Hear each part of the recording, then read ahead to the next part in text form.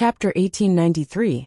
In the original history, after Maligos, the dragon aspect, was defeated by the other dragons and the heroes of the mortal races, for his futile attempt to destroy all magic in the world, the Blue Dragon Legion argued endlessly about the selection of a new leader.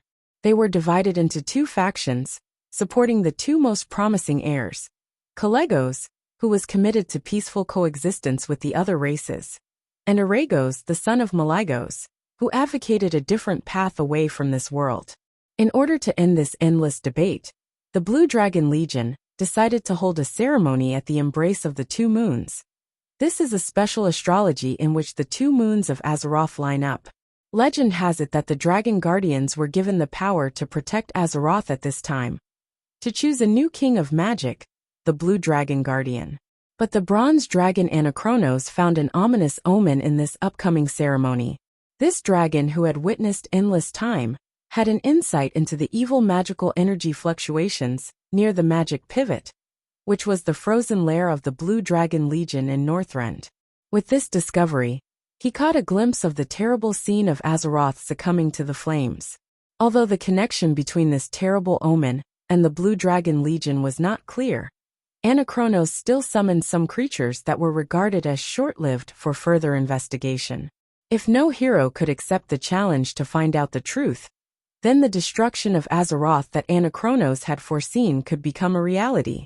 The heroes of the mortal races found active embers in the Land of Fire, and together with the Sand of Time, they cast the Eye of Eternity.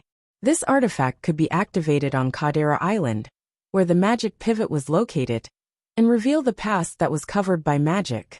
When the hero came to Caldera, Taragosa appeared. She entered the magic pivot with the hero, and used the Eye of Eternity to witness the conspiracy between Aragos and the Blue Dragon Legion's mortal enemy, the fallen Black Dragon King, the Terminator Deathwing. Deathwing promised to ensure the existence of the Blue Dragon clan, and Aragos' position, after the world was destroyed. And Aragos promised to lead the Blue Dragon Legion to join the Terminator army after becoming the Blue Dragon King. As part of the deal, a branch of the world tree Nordrassil was plucked and infused with powerful magic power. It would be sent to the Land of Fire for a ritual to burn the world tree. Taragosa, who had witnessed all this, was in disbelief. She sent the heroes back to Nordrassil to inform Kalegos, while she stayed in the magic hub to clean up the traces left by the use of the Eye of Eternity. The mortal heroes who rushed to Nordrassil met Kalegos and retrieved the branch of the world tree from the Firelands, which had been made into a staff. Having obtained clear evidence, Kalegos went to Caldera and entered the magic hub with Taragosa to question Aragos. But in the process, Aragos, who was prepared, sent the Twilight Dragon to attack them. In order to protect Kalegos, Taragosa sacrificed herself. In order to continue Taragosa's existence, Kalegos, who had escaped, used the Staff of the World Tree as a medium, and used a magic ritual to bind Taragosa's soul and essence to the mortal hero. This unstable magic ritual used the boiling embers of the Land of Fire to extend the effect until the Double Moon Ceremony. During the Double Moon Ceremony, the hero who had transformed into Taragosa participated in the voting for the Dragon King and witnessed Kalegos' coronation as the new King of Magic. After becoming the King of Magic, Kalegos completely bound Taragosa's soul to the mortal hero and asked the mortal hero to go to the Land of Fire to retrieve the heart of the Fire Elemental Lord, Ragnaros. After retrieving the heart, Kalegos and a few other adult blue dragons worked together in the main city of the hero to make Taragosa's soul permanently reside in the hero's staff. The staff, which was once a branch of the world tree, was thus upgraded and became a divine artifact, Wrath of the Dragon, Taragosa's Staff of Spirit. In addition to possessing powerful magic power, the mortal hero could also transform into Taragosa's phantom through this staff. That was the entirety of the original history. Quite a poignant story, wasn't it? In fact, as a player, Duque had always been more than willing to accept divine artifacts and staffs. Even if he had to steal or rob, he would always explore dungeons with the mentality that he had to get his hands on one.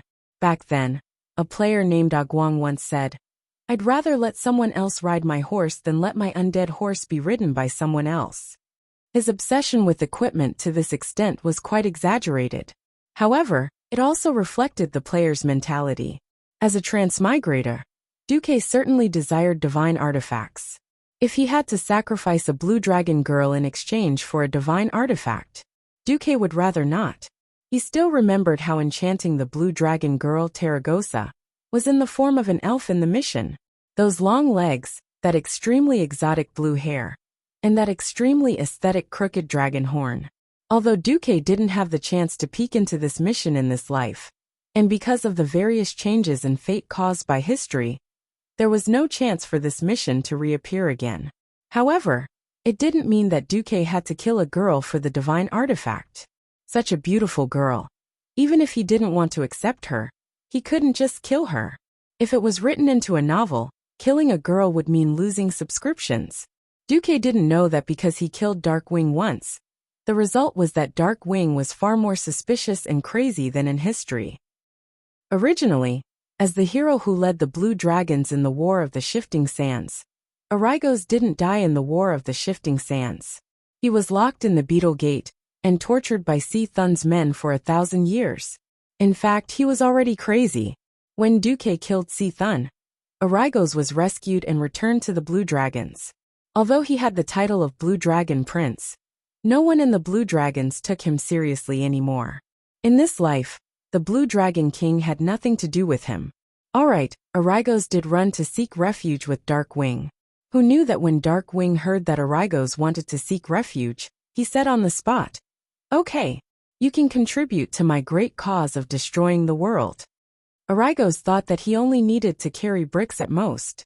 In the end, Nesario, the pitch-black coal boss, told him directly, "A tall building needs a strong foundation, so you can be the foundation." Arygos became the foundation. He was directly chopped into a dragon rod. His limbs and wings were cut off and stuffed into Chromatus' body. It couldn't be helped. Even a vicious tiger wouldn't eat its own children. But when Darkwing went crazy, he would even smash his wife and children. His wife had died twice and lived twice. And his son had stuffed Nefarian into the 5-colored dragon to be the dragon head. Let alone a guy who was suspected to be a spy sent by Dumuk. Chapter 1894. After all, Duque was already sharpening his knife to find a traitor. Whether it was a traitor or a traitor, he would just kill the traitor. Wasn't the reason why the strongest fortress in history was breached because of internal strife? Duque had already helped Isra clean up a traitor during the recent rebellion of Fandral Staghelm. He definitely wouldn't mind doing it again. In any case, in this life, Sindagosa and Malygos had rebelled, and Duke definitely didn't mind Arygos rebelling as well. The most important thing was for their family to be neat and tidy. He didn't expect that God's plans would always go awry. Seeing that Arygos was in the 5-colored dragon Chromatus, Duke laughed like a pig on the spot. Duque was just curious. Why did Nefarian get himself into trouble? Why didn't he call this guy the colorful fish pill version of Nefarian? Why did he have to call him Chromatus according to history? After all, Chromatus had never appeared in the game.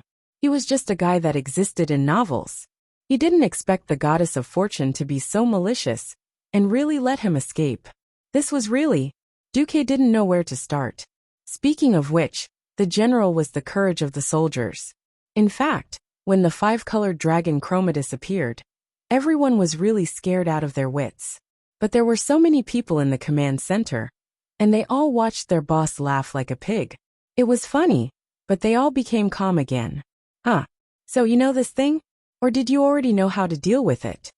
Queen Sylvana walked up and put her slender fingers on Duque's shoulder. Behind Queen Sylvana were Aurelia and Sasha. After settling the 2 battles, they had the mages open a portal and come over. The 3 Windrunner sisters could almost be called the 3 sisters of the wind god. They were the right choice to fight a dragon. Seeing the eager women of the Windrunner family, Duque was a little annoyed. Sigh. Most of his women were extremely powerful. Fortunately, there was a cute girl like Kalia and a silly girl like Hoof. Otherwise, life would be hard. Duque waved his hand. Focus on Deathwing. After harmonizing the power of Galakrond, Nesario is a big problem. Oh, Was there really no need to care about this Chromatus? If I'm not mistaken, it should be a combination of the 5 types of power of the 5-colored dragon. It has no weakness. Jaina pointed at the 5-colored dragon in the magic mirror. Invulnerable Meridian? Duque chuckled. Just now, I received confirmation from Alexstrasza. Apart from Nefarian and Aragos, the other 3 dragon heads belong to 3 ancient dragons. The first one to die was Tesla, who died in the ancient war 10,000 years ago, but his body was missing. The smart Jaina immediately understood. Are you saying that they're not evenly matched? Yes, the difference was too great. Nefarian was undoubtedly one of the strongest demigod WIRMs. But Aragos was more than 1 gear off, and the other 3 dragon heads were 3 gears off. It would be fine if Nefarian was the leader, and the other 4 were the assistants. Unfortunately, the leader didn't want to learn, and chose to learn something similar to the soul of the dragon, hoping that this haphazardly assembled dragon body could produce the same effect as the soul of the dragon. Duque sneered. All right, everyone. I'll take the lead with the Black Edge Knights and take care of Chromatus. Then it's your turn. Everyone get ready. The Black Edge Knights? What did this battle have to do with the Black Edge Knights? No one thought that the Death Knights could play any role in this battle against the Earth Elemental Army. At this moment, the thousands of Death Knights of the Black Edge Knights were already in position. They were in a special destroyer, Eldritch. Regardless of whether this special flying destroyer really had the theoretical invisibility ability like Duque had boasted, High Lord Darian Mograine was now under a lot of pressure. As the leader, he was stunned by the old man beside him, who did not belong to his knights, but was dressed like a Death Knight. Not only him, but all the members of the Black Edge Knights felt a strong sense of oppression on the soul level. It was as if they could not help but kneel and worship him as long as he had a thought. Sorry, Darian. I'm still not used to the control of this power. I've tried my best to suppress the leakage of soul energy, the old man said. No, it's okay. This is also a good training for us brothers. Uncle. After thinking for a long time, Darian finally called the old man uncle. Oh, it's a long time no see. I'm happy. The old man patted Darian's shoulder. It was a friendly gesture, but Darian felt like a grandson. What could he do? The old man was the boss. On the other side, Duque appeared. There was a loud noise in the sky, and the big boss appeared. South of the Wormrest Shrine, in the vast sky, 4 huge phantoms suddenly appeared. They were the Wind God Throne, the Land of Fire, the Tidal Throne and Otter. The phantoms representing the 3 elemental realms spread out elemental energy channels, in a way visible to the naked eye. They connected with the arcane energy channels extended by Otter in the air, and finally formed a huge arcane rune circle that floated behind Duque. Duque was using this method to tell the world that he was a demigod of the weave. Chromatus, no, the black dragon in the middle, raised his head high. The moment he roared, the old man from the Alliance of Heroes recognized that it was Nefarian's voice. Duke Marcus, you were just a little mortal back then. An existence like a vermin. Do you think you can do whatever you want after mastering the power of the 3 elemental realms? The anger and the roar filled the entire world. Duke smiled and twirled the Atish in his hand. He said, I'm sorry. With enough power, you can really do whatever you want. Of course, there's no point in giving power to trash like you. Back then, you could be overturned by a group of mortals. Now, hee hee was a very cool word. It could perfectly express how disdainful and arrogant the person who said it was. He was worth a book of 10,000 words. Nefarian was speechless for a moment. Immediately after, the Chromatus that he formed became furious. The 4 dragon heads were raised high, and they used different words to trash talk at Duque. Nefarian, on the other hand, could not take it anymore. Stop arguing. Just use that to get rid of Duke Marcus. If he dares to leave, just destroy the Wormrest Shrine. Chapter 1895. Roar. Along with the roar of the 5-colored dragon, the atmosphere, the seawater, and even the gravel under the 5-colored dragon's body all trembled. Mysterious powers of different characteristics gathered from all directions and converged on Chromatus' body. Around him, due to the conflict of elements, The pebbles in his field of vision began to spin and tremble strangely in midair. These pebbles had different performances. Some of them blossomed and grew plant roots. Some of them instantly became extremely old, while the other half of the pebbles were smooth, as if they had been polished. Some of them flew and drew out illusory bands of light, dazzling and blurry. Some even turned into mysterious runes, turning into distorted runestones that were out of scale. One did not have to deliberately study to know that this performance was the embodiment of the 5 powers of the 5-colored dragon. The air was filled with a scent that the 5-colored dragon was familiar with. Whether it was suspicion or disbelief, Chromatus was indeed using the power of one dragon to do what the 5 dragon aspects were doing. Duque, we owe you another favor. Hurry up and kill that ugly guy. The gathering of the dragon's soul has been seriously disrupted by him. Alexstrasza sent an urgent message in a flustered and exasperated manner. Duque was speechless. He realized that he had really underestimated the intelligence of Nesario and Enzos. He had never thought that Chromatus' ultimate move would have such an effect. It could actually affect the injection of the essence of the dragon's soul through resonance. Duque's facial muscles twitched. Good. You have the biggest breasts, so you have the final say. What big breasts? The Red Dragon Queen was stunned. A slip of the tongue. Although Duque teased her, his hands did not stop moving. His entrance came with its own background music and background images. This was not used to show off.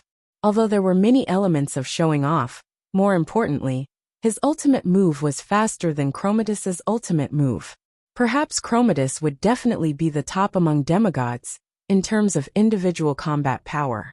At the end of the day, there was a difference between a demigod who became a demigod with a physical body, and a standard demigod, who had a world as their foundation. In terms of the convenience of gathering the power of the world, 10 Chromatus couldn't compare to 1 Duque, not to mention the fact that Duque had used the weave in advance in the Dragon's Rest Temple. Even the Dragon's Rest Temple had opened up a mana port for Duque. Pharaoh, who had already finished setting up his base, was acting like a hooligan. In this land, Duque was no different from the Pharaoh who had his own wizard tower.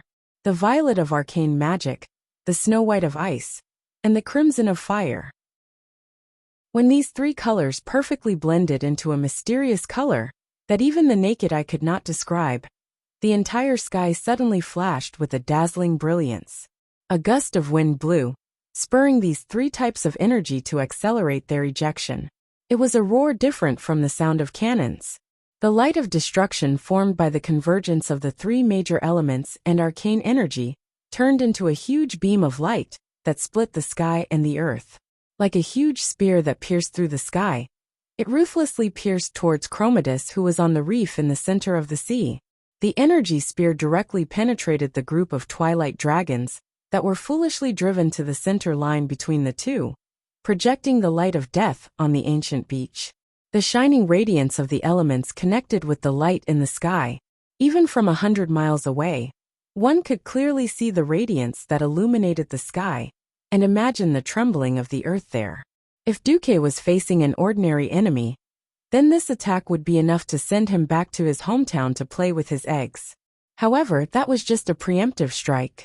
The supreme biochemical product that could use all the attributes of the Chromatus dragons was not so easy to deal with. A huge magic circle spread out under Chromatus's huge body, almost covering the entire beach. Unbeknownst to him, there were already thousands of Twilight believers in robes and hoods surrounding Chromatus. The sound of the incantation resounded between heaven and earth, and the air resonated with it. Dazzling pillars of light pierced through the formation and flew into the air, drawing arcs in the air before finally converging on Chromatus' body. The 5 dragon heads faced Duque's direction at the same time, and breathed out dragon breaths at the same time. The 5-colored dragon breaths converged near the dragon's mouth, condensing into a terrifying shockwave that was no less bright than Duque's. It easily crossed the distance of thousands of meters, like a spear of light, and accurately collided with Duque's light cannon. On one side there were ice, fire, arcane, and air elements. On the other side, there were life, time, dreams, earth, and arcane elements. The light cannons of both sides were so dazzling and exaggerated and the turbulence of energy during the collision was so violent and epic. Every mage and warlock watching this scene through the magic mirror went crazy with joy. They could not suppress the joy and shock in their hearts. Was this the ultimate showdown between elemental magic and mysterious power? Was this the power of Duque, who was at the top of the throne of magic, and the pentashade dragon, who was at the peak of biochemical modification? Perhaps, even after 10,000 years, they might not have the chance to witness such a breathtaking battle again. They marveled at Duque's astounding control, and also marveled at the earth-shattering power of the five-colored dragons. In this short but intense confrontation, Duque ran into trouble. "Master, the weave can't hold on much longer." Karthika shouted through the spiritual connection. Duque bared his teeth. Once upon a time, the magic net was solid enough as a transit and gathering point for guiding power from the elemental realm. Unfortunately, the weave was Duque's creation. It was incomparable to the elemental realm that had been around for thousands of years. It was not that the elements in the elements realm had been exhausted. Instead, it was his masterpiece that couldn't stand it anymore. This was awkward. Duque sighed in his heart, then sent a magic message. "Old friend, it's up to you." An indifferent voice came from the other end of the message. Then, a 1,000mm cannon opened fire. It was not a tungsten core armor-piercing shell, but a human cannon. It blasted out a fellow dressed in heavy black armor, dressed like a death knight. None of the members of the Destruction Army took this missile seriously. The cannonballs of the Alliance were indeed powerful, and could turn many Twilight dragons into dogs. However, this was limited to adult dragons that were below the level of ancient dragons. At the level of the ancient WRMS, the hardness and toughness of their scales, as well as the magic resistance of their bodies, were not something that could be penetrated by ordinary attacks. Unexpectedly, the cannon did not explode after landing. It only smashed out a huge crater. No one cared. A voice that seemed to come from the depths of hell sounded from the bottom of the crater. "Life is life. Death is death. You are a monster that transcends the boundaries of the living and the dead. Your existence has always been a mistake. In the name of the holy light, no, in the name of the king of the dead, I order you to return to nothingness." Chapter 1896. If he had the time, Duque would not mind sparring with a strong enemy like Chromatus. Unfortunately, Duque did not have the time, because when Chromatus appeared, Wings of Death on the first floor of the Wormrish Shrine went into action. His huge size gave him a great advantage in hand-to-hand combat. Moreover, he was a dragon of death, and other than soul attacks that involved the origin, no matter where he was attacked, it would not be fatal. If he was just an empty shell, the Guardians would not mind tearing him apart like scrap metal. Unfortunately, the powerful regenerative ability kept repairing his body. Although every powerhouse knew that such a high-speed regenerative body could not last for too long, no one could do anything to him before that long time was completely over. Wings of Death went on a rampage on the first floor. After he saw an opportunity, he sent the Bear Brothers Yusak and User flying, and did whatever he wanted. The first person Nesario went after was Cenarius. There were only 2 strong healers in the allied army. Freya was a 10-story tall giant, and Cenarius was the weakest. In front of a 200-meter-long dragon tail, his 4 legs were short legs. With a sweep, Cenarius' 3 legs were directly broken, and he became a noob. He did not die, but he lost the ability to move for a while. Archavon desperately blocked Wings of Death's next attack, and Goldrun rushed over, bit Noob's butt, and dragged him to the side hall of the shrine.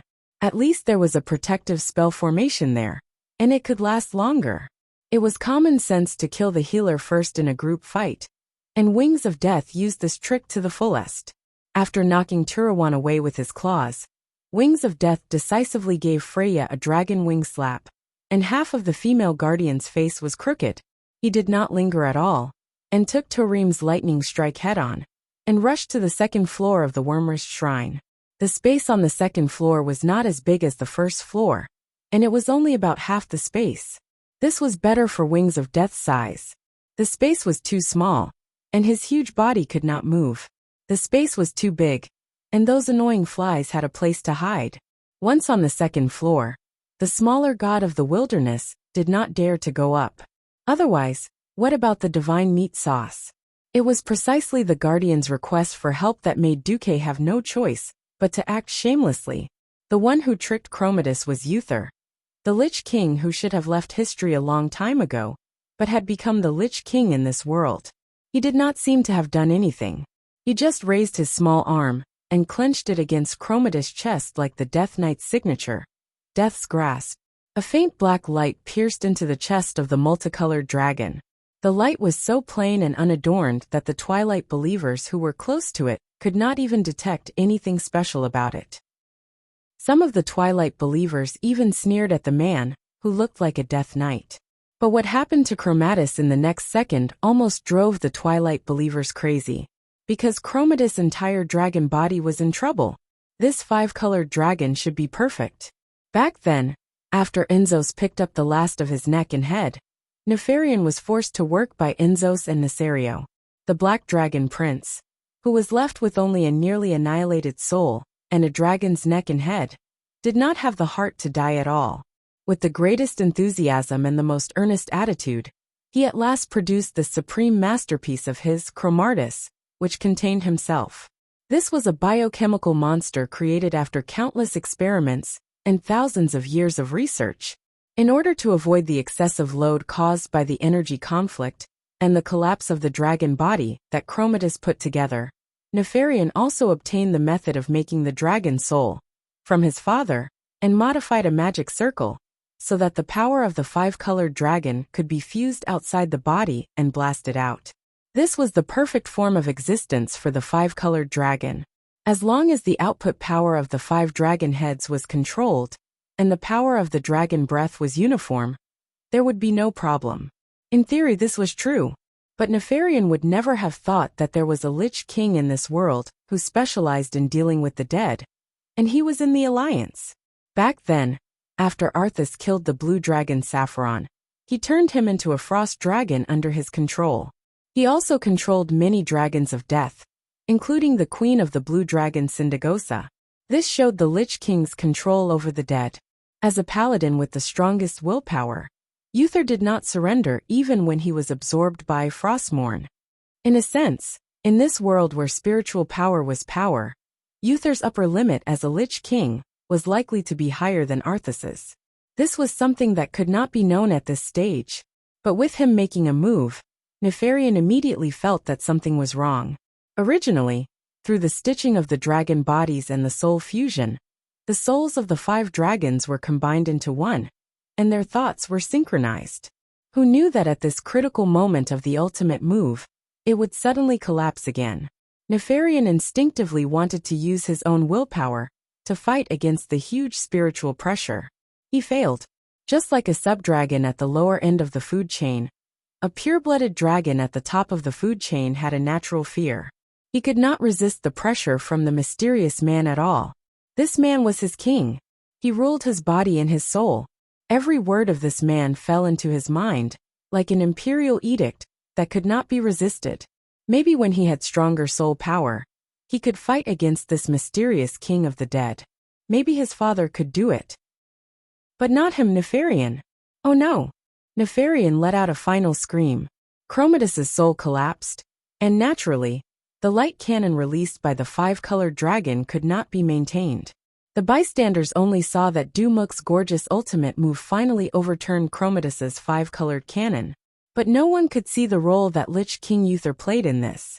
Actually, Duque did not mind letting Uther make a grand entrance and clear his name, but Uther was firmly against it. Dumuk could only be thick-skinned and keep the achievement of killing the five-colored dragon with one strike. Everyone watched in shock as the elemental light beam pierced through the black dragon's head and finally entered the huge body that was mixed with 5 different colors. The other 4 heads howled in pain and raised their necks. Their entire bodies stood up from the wet rocks on the ancient beach and fell backward. Chapter 1897. The scene was very chaotic, and it was a mess everywhere. In the airspace and ground surrounding the Dragon Sleep Temple and the ancient beach, The main battlefield was naturally Duque versus Chromatus. There was chaos all around. On this side, there were the pentashade dragons of the Dragon Sleep Temple, as well as the dragon men and draconians. There were also various dinosaurs and drakes, as well as the long-range bombardment from the Alliance's flying battleships. In the sea, there were also many Naga and Murloc troops who risked being sucked into the Great Whirlpool. On the other side, there were mainly Twilight dragons and Twilight believers riding Twilight dragons. On the ground, there were a large number of earth elemental creatures, biochemical bone dragons, and various mutant monsters. They fought in the sky, on the ground, and in the sea. Flesh and blood flew everywhere, and elements collapsed. Almost no one would notice that a guy who looked like a Death Knight turned out to be a Lich King, an existence that theoretically did not exist. Perhaps the most sharp-eyed powerhouses would notice that it was often the higher-ups of the Alliance. In any case, a large group of onlookers who were not of much help to the main battle only saw that Duque had used a terrifying move that combined the power of the three realms to instantly kill the enemy's seemingly very strong boss. In this day and age, those who could attack on a large scale were all abnormal. Those who could have abnormal destructive power were definitely big bosses. This point of view was definitely correct. Their own big boss, Duque, had instantly killed the opponent's big boss. When else would they shout 666? For a moment, the entire Alliance army was seething. Oh, boss is mighty. Long live Duke Marcus. Long live the Alliance. Not to mention the mortals on the distant battleships, the highly intelligent pentashade dragons, and even the dinosaurs and other drakes with average intelligence instinctively roared at the sky and roared. Roar, roar, roar, roar.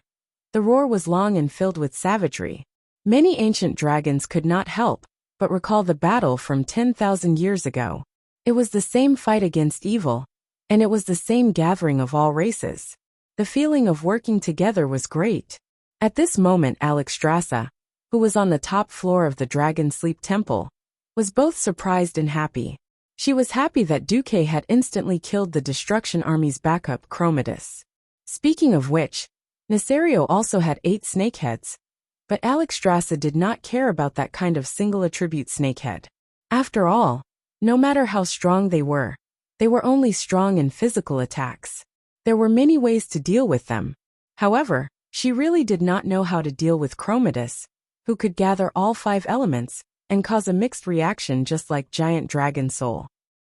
She imagined that if it were the 5 dragon aspects, they would probably suffer a crushing defeat.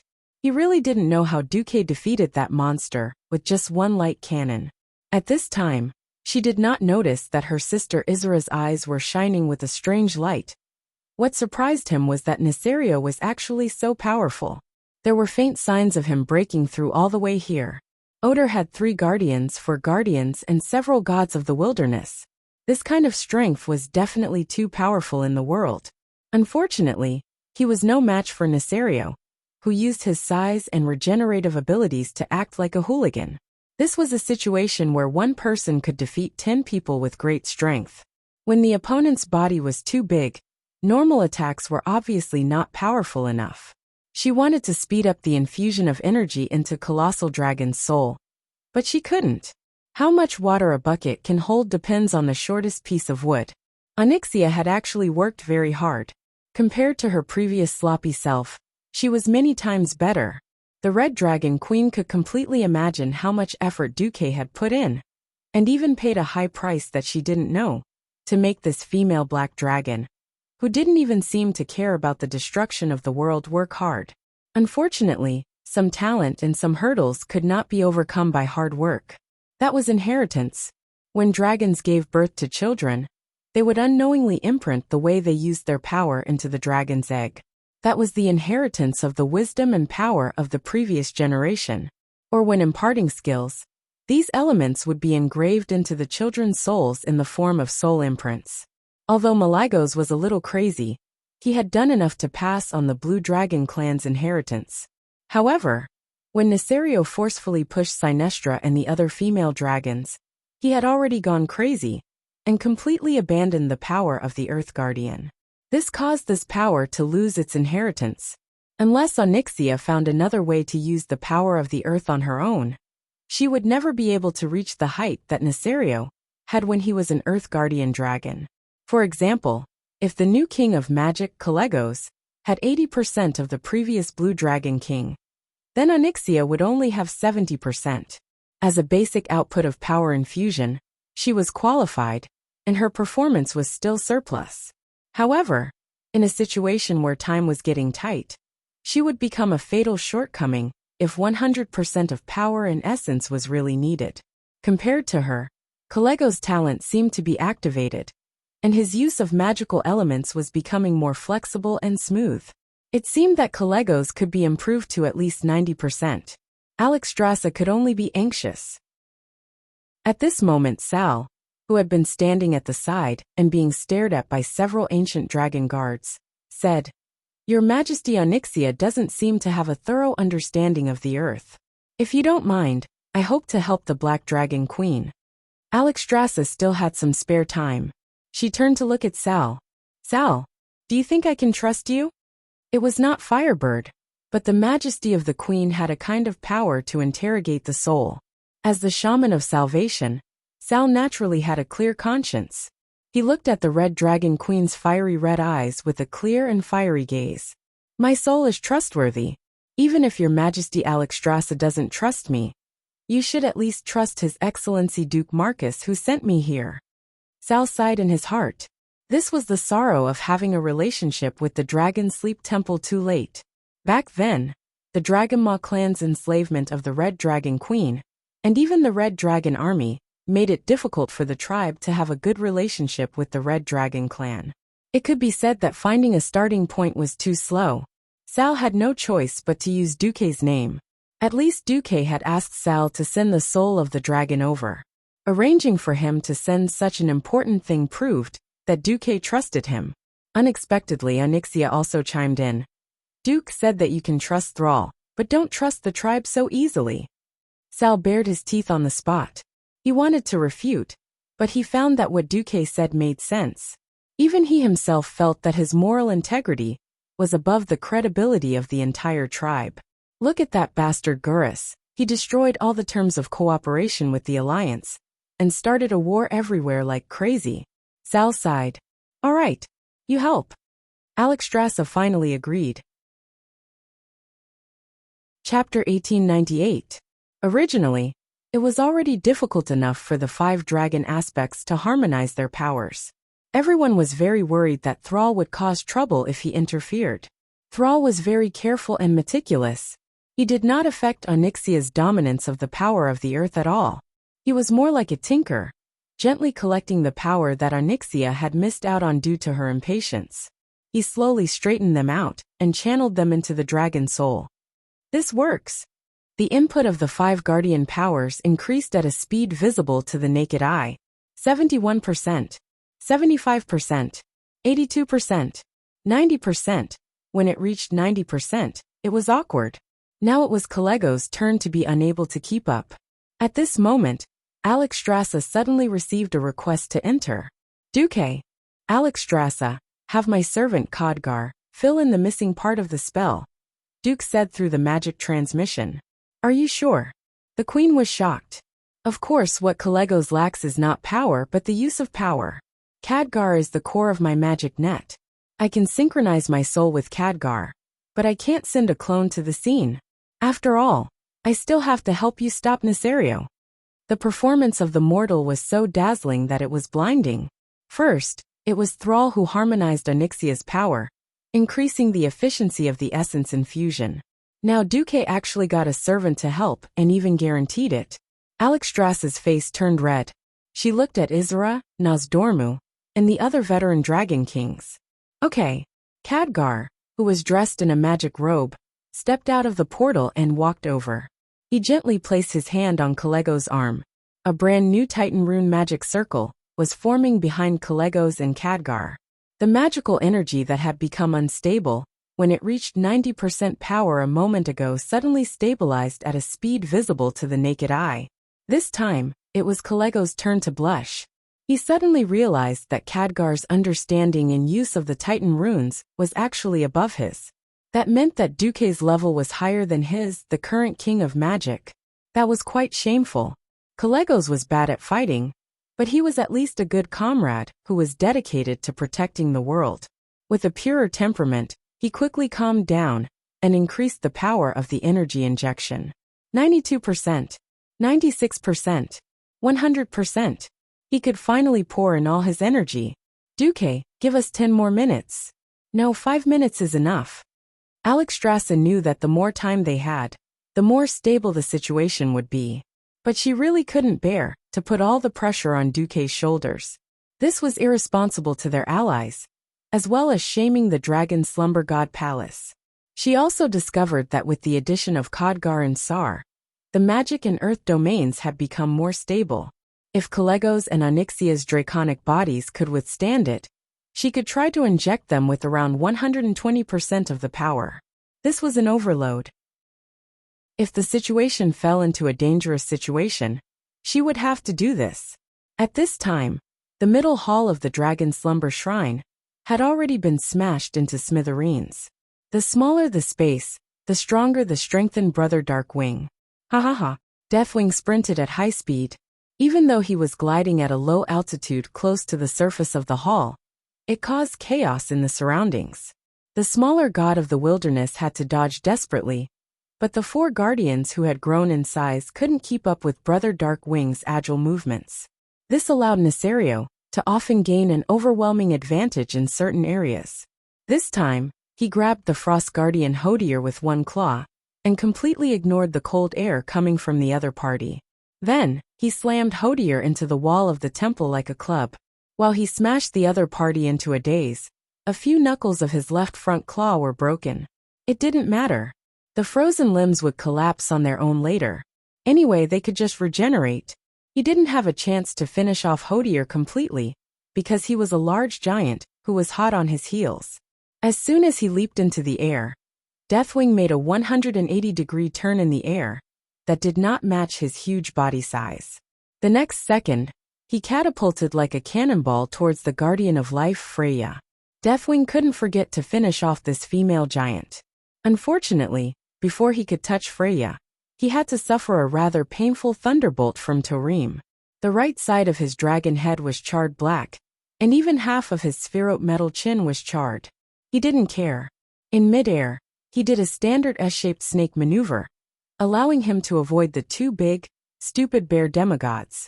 This time, he aimed at the wolf god Goldring. Goldring was indeed very fast. He could use his dexterity in midair to step on the air wall, and even use the wind pressure to change directions to escape. But that didn't change the fact that he was just a small wolf that was only a few meters long. When Nesario saw the opportunity, he turned around and gave an earth-shattering flap of his dragon wings. Goldring finally fell for it. Howl! The snow-white wolf silhouette with a hint of blue flew far away like a home run. At this moment, Nesario's dragon tail, which was close to his body, was suddenly hit by a hammer. A blazing hammer. It was as if a tornado was swirling up a violent flame. That kind of terrifying heat that seemed to be able to burn everything in the world was no stranger to Nesario. In his recent memory, he still remembered that he had experienced it himself. He turned his snake-like neck in bewilderment and looked behind him. Lager. Duque. Deathwing's dragon eyes widened in disbelief. Not to mention that he didn't believe it. Many of the gods of the wilderness who had participated in the war in the Land of Fire subconsciously assumed a defensive posture. If one only looked at the scene from afar, anyone would think that the guy who appeared out of thin air in the middle of the Wormrish Shrine, with a flaming lower body, an inverted triangular upper body, and a pair of huge, thick flaming arms holding a huge Balrog hammer, was the former fire demon king Ragnaros. Unfortunately, the place where Sir Lager's head was supposed to be was replaced by something else. The irascible horned head and lava skull face was gone, and in its place was a throne made of flames. Who else could it be but Duke Marcus, who was watching the show with his legs crossed and one hand holding his chin? Yo! Duque raised his palm and looked like he was swearing. Sorry. It's the Duke Marcus who plotted to kill you and Lordaeron back then. You. If Deathwing's lungs were still used for breathing, he would most likely explode in anger on the spot. He did not care about the life and death of Ragnaros and Alekir. These two elemental lords were originally used by N'Zoth to assist him in causing trouble, so it didn't matter if they died. What he cared about was that the other party actually used the bodies of his subordinates to deal with him. Next, another enlarged replica of Alekir appeared. Of course, his head was replaced with Servana's. Hey, what do you think of our elemental body? Chapter 1899. If Nasario's face could be black, it would be as black as the bottom of a pot. Unfortunately, he was a King Black Dragon himself. Had anyone ever seen a black dragon with a gigolo face in the form of a dragon? Normally speaking, the larger the size of a giant, the greater the burden. Under the influence of gravity, it was already a heavy burden to support a body that was more than 10 stories high, not to mention the nutrients that a creature needed to consume every day. For a dragon at the top of the food chain, the amount of meat that a dragon needed to eat every day was calculated in tons. Fortunately, dragons had the special trait of hibernation to reduce consumption. Otherwise, wouldn't tens of thousands of dragon mouths have eaten all the beasts in Northrend? In a sense, when it came to size, elemental creatures were cheating. As long as there was enough mental strength to control more elements, elemental creatures could theoretically make their bodies infinitely large. Just like the 4 guardians of Alkavon who could become large, they were not pure giants, but special semi-elemental life forms. It was just that the flexibility of their bones and skin determined the upper limit of their bodies. Pure elemental creatures did not have this restriction. When Duque and Queen Sylvanas appeared in the form of a 300-meter-tall elemental god, many guardians and wilderness demigods felt that they had let the adulterous couple off too easily. Now that these two fellows had become the elemental kings, they were really amazing. Nasario had sent 2 elemental lords to cause trouble, but now it seemed that he was more than just stupid. It was like giving a knife to them to slash themselves with. What was the difference between that and lifting a rock to smash one's penis? Ragnaros, Alekir, you 2 idiots. Even if Nasario had a good temper, he could not stand it. Besides, the Black Dragon King had always been very vengeful. Oh, your 2 former allies. If there are still ghosts left, they will cry. Duque's lips curled into a mocking smile. With a thought, the headless logger under Duque suddenly waved the huge Balrog hammer and smashed it at Nasario. This Balrog hammer was the genuine Sabra's Balrog Ragnaros hand from back then. After Magni Bronzebeard became a demigod and became a diamond man, it was transferred to his second brother Muradin. When Duque asked to borrow it, Muradin did not hesitate to throw it to Duque. Therefore, the power of his own Balrog god with the real Balrog hammer was of course extraordinary. Attack! My logger Mk2-. Duque's loud roar spread throughout the Wormer's shrine. Duque was very pleased. Men of this era all dreamed of driving a Gundam when they were young. Although he did not know which idiot said that grown men should love Zagu, Duke did not care.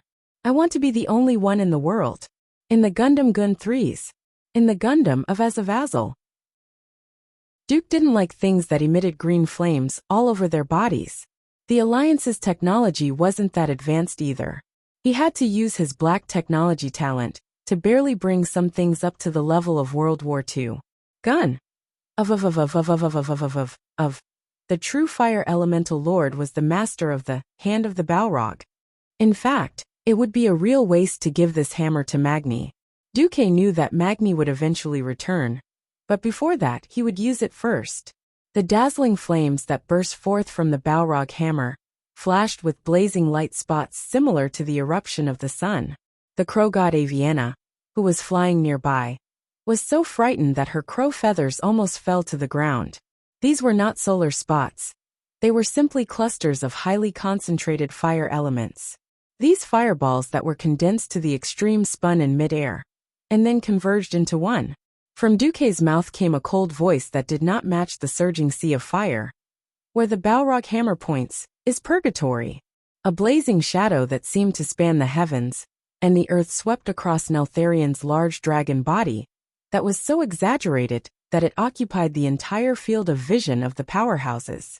Deathwing suddenly let out a shrill scream. and the huge left wing, that seemed to be able to cover a small town, was broken in two. From the point of the break, all the broken limbs instantly turned into countless exploding fireballs, and slowly fell from midair. One blow blew up the wing. This was only because Neltharion's reaction was fast enough and smart enough to dodge at the last moment. Otherwise, it would have been his dragon head that was blown up. Even so, everyone still saw the hope of victory. The biggest problem with being unable to do anything to Deathwing previously was his overly strong defense and regenerative ability. In the face of the absolute destructive power created by the giant elemental god that Duque controlled, Brother Deathwing's regenerative ability was a joke.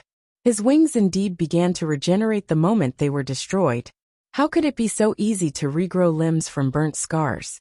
The highly concentrated flames of the Balrog hammer were not something that could be bought with a single hammer. Even after the Balrog hammer had left Darkwing's body, it still inflicted continuous damage to it due to its terrifying burnout property. The powerhouses with sharp eyes could see that dragon-like limbs were constantly growing out of Deathwing's wounds, and most of them were burnt by the flames that had yet to be extinguished. The attack power was greater than the opponent's regenerative speed, and this was the real damage. At this time Duque frowned. He found that the output of his giant god of flames, Lager, was a little insufficient.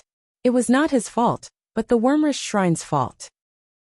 Alexstrasza and Onyxia helped him open the Wyrmrish Shrine's elemental port, but the problem was that the Wyrmrish Shrine was a standard Titan creation, and the total amount of a single element that could be transmitted into the shrine per unit of time was strictly limited.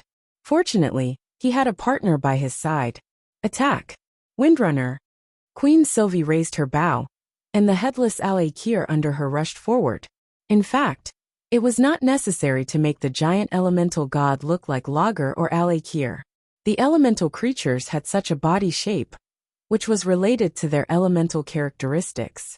After hundreds of millions of years of biological evolution and natural elimination, it was basically determined that there were only a few body shapes that were more suitable.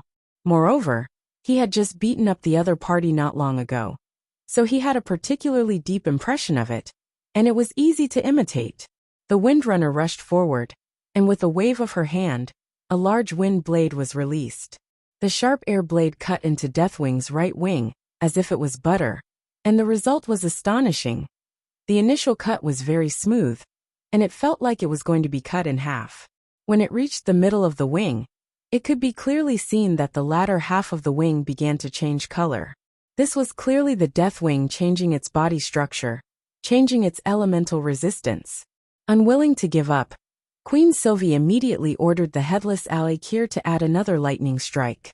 The rumbling lightning strike looked full of visual violence and beauty, but those who knew the ropes would know that it was useless. The charred black caused by the lightning strike did not spread, and the damage was the size of a basketball court. Chapter 1900. For ordinary existences this was a fatal wound, but for the massive Deathwing, it was just a drizzle. He was as ferocious as a tiger, and dealt 250 damage in the end. It was not that Queen Sylvanas was not fierce, but Deathwing was too abnormal. There was actually such a way to completely change his body structure in just a dozen seconds, making it more conducive to dealing with elemental attacks. The high magic resistance of the five-colored dragons was fully utilized by him. Tisk! Queen Sylvanas spat fiercely. Chance! Queen Sylvanas' small setback did not disappoint the Guardians. Instead, it aroused their confidence. Their bodies were only so big, and their energy was only so much. There was no such thing as an absolutely perfect creature. Deathwing's magic resistance was high, but as a price, his physical defense would inevitably decline. Without needing anyone to remind them, the four Guardians and the Bear Brothers had already pounced on him. Ow ow ah! Ushik used his 18 bear paws again, but without the feeling of hitting a thick rubber block like before. Deathwing's body was a lot more fragile at this moment. He easily dealt tons of damage, and dug a huge bloody hole with a diameter of 8 or 9 meters, with one claw of Deathwing. Get lost! Deathwing kicked Ushik away. This was not important. The bear monsters had thick skin and flesh, and he was no longer a simple demigod. Strictly speaking, Ushuk also had an elemental body, which was mainly based on physical attacks. On this side, Duque did not rashly let Headless Logger continue to attack. The system elf gave him a thorough analysis. At this time, Nesario's body was in a state of stress. No matter what kind of elemental attack it received, it would quickly change the elemental resistance of the attacked area of its body to reduce the damage. A single elemental attack would definitely not be good. I didn't expect to play a big one so soon. Duque had a playful expression on his face. There was a little madness on his face, but there was also a strong sense of confidence. Duque's empty right hand grabbed the void next to him, and suddenly the surrounding space felt like it was cracking. The magic defense system in the middle of the Wormrest temple, and even the entire temple shook slightly. On the top floor of the temple, Onyxia's eyes suddenly lit up. This is Master's true strength? The other 4 dragon kings all had surprised expressions on their faces. Fortunately, it was one of them who made the move. Otherwise, they would be in big trouble. Middle level. Spatial rifts were meant to absorb more elements. Originally, the space defense of the Dragon Slumber Shrine had automatically rejected Duque's intake of elemental energy. However, when the Titan runes that were as numerous as stars floated out of Duque's body, it seemed that the self-defense system of the Dragon Slumber Shrine was also momentarily confused. Whether it was tacit approval or approval, it was impossible to know. As a result, Duque obtained even more elemental injection rights. The highly condensed and snow-white frost elements poured into the Logger Mk2's body from the void like a flood. Under normal circumstances, water and fire were incompatible. The flourishing of the ice element would inevitably lead to the decline of the fire element. This was the law of the elements that had not changed in 10,000 years.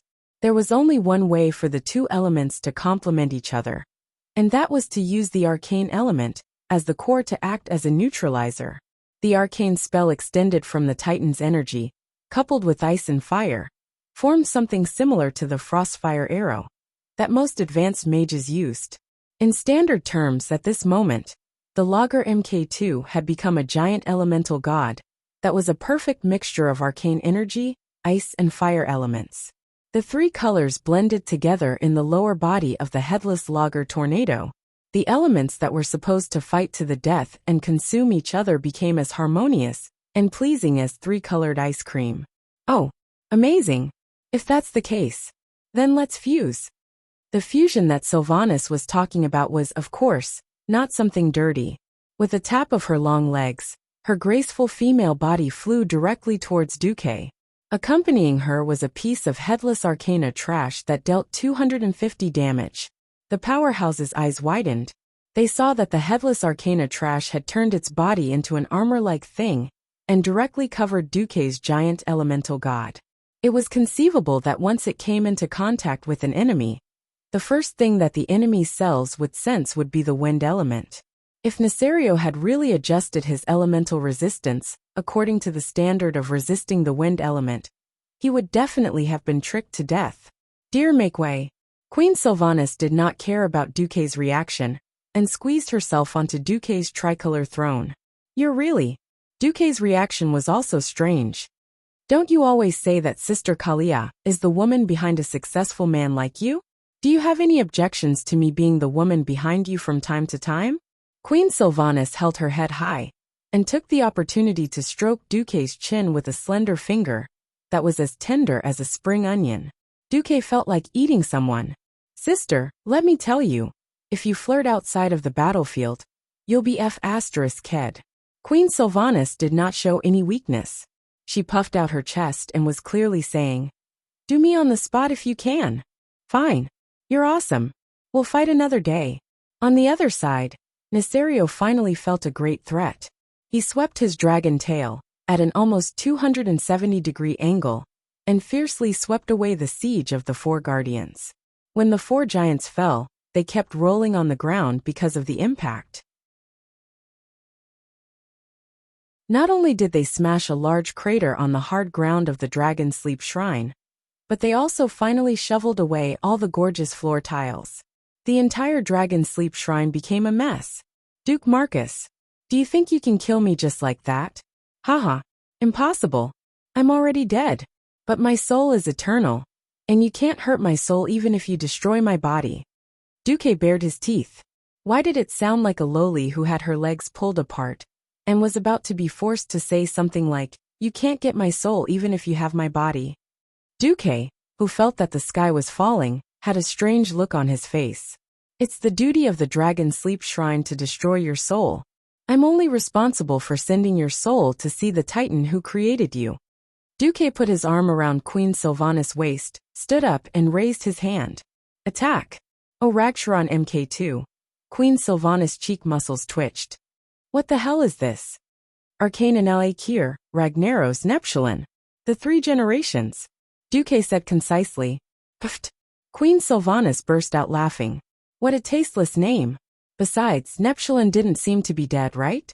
This time, Nesario was really at his wit's end. And Zoth helped him cheat with Galakran's biological cells. But who knew that Duque would also use the 3 elemental realms against him? If it was a single attribute, he could still resist. But multiple attributes were completely out of the question. Duque was very cunning. He did not directly attack him with the elements, but used the giant elemental god to fight hand-to-hand with him.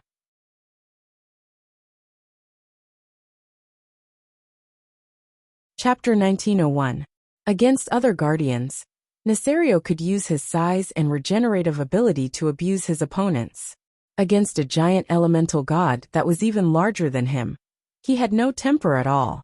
The slender bodies of dragons were destined to have no advantage in hand-to-hand combat with opponents of the same size. Deathwing was simply caught in a trap of his own making. If they were outside the temple, where there was plenty of space, he would definitely distance himself from Duque's giant elemental god and fight in the air. The funny thing was that Brother Deathwing had just used the lack of space to abuse the guardians who were smaller than him and had nowhere to hide. After such a short while, the tables had turned, and it was now Duque who was using his size to abuse him. Roar! Unwilling to be captured without a fight, Nesario suddenly twisted his body and swung his nearly 200-meter-long dragon tail. This terrifying sweep was like a landslide. Even the bravest and thickest rock watcher, Alcaphon, had to squat down with all his might to receive it. The elemental giant that Duque and Queen Sylvanas had created together didn't even have to withstand it, let alone piss himself. Bam! It was the sound of a large mass of air rushing out. Air wall. In theory, this special defensive method was one of the weakest among all defensive spells. Normally speaking, it couldn't compare to a thick-skinned fellow like the Earth Elemental. Queen Sylvanas had a special defensive method, which was offensive defense. She secretly stuffed air blocks that were compressed and as hard as reinforced concrete next to each joint of Nesario's tail. If Brother Deathwing was still a living dragon, this little trick obviously wouldn't have affected anything. Nesario was essentially a death dragon. The muscles on his body weren't connected, and could hardly be considered his own. He could hardly feel the feedback of the nerves in various parts of his body. After all, it was uncontrollable flesh and blood, not nerves. This caused his movements to be subtly uncoordinated. Queen Sylvanas' air wall was secretly embedded into the tail joints of Deathwing like nails. When he swung his tail, every mass of compressed air burst out, directly skewing his movements. The draconic tail that seemed to be swinging at him aggressively was actually not very powerful. It did not even touch the body of the giant god of 3 elements that Duque was controlling, before it was deflected by the armor of wind and slammed heavily onto the floor of the temple. Duque silently muttered, "I won't reimburse you for the renovation fees," as he quickly commanded the giant elemental god to charge forward. He stepped forward in a horse stance, left uppercut and right hammer. The originally insubstantial Frostfire fist was like flowing water, easily flowing past the 2 raised claws of Deathwing. Entering an area where he was unable to defend, the left fist, that was like a small fortress, fiercely punched the right side of Deathwing's face. Dang! A crisp sound rang out. Duque was stunned for a moment, then he cursed in his heart. Damn, I actually forgot that he has an iron jaw. Duque immediately made the giant god turn his fist into a claw and grabbed the neck near the head of the winged dragon. With a turn of his body, he fiercely pressed the dragon head to the ground. Friction! Friction! The footsteps of a devil! Just like that, the giant elemental god violently pressed down on Deathwing's dragon head and pushed it along the ground. The dragon head, which was originally fierce and domineering, was like a plow that directly dug a huge trench that was 10 meters deep and more than 100 meters long on the ground of the temple. That kind of earth-shattering shock scared the Guardians so much that they did not dare to go forward to help, for fear of disrupting Duque's attack rhythm and giving Deathwing a chance to counterattack. This part directly made Deathwing dizzy.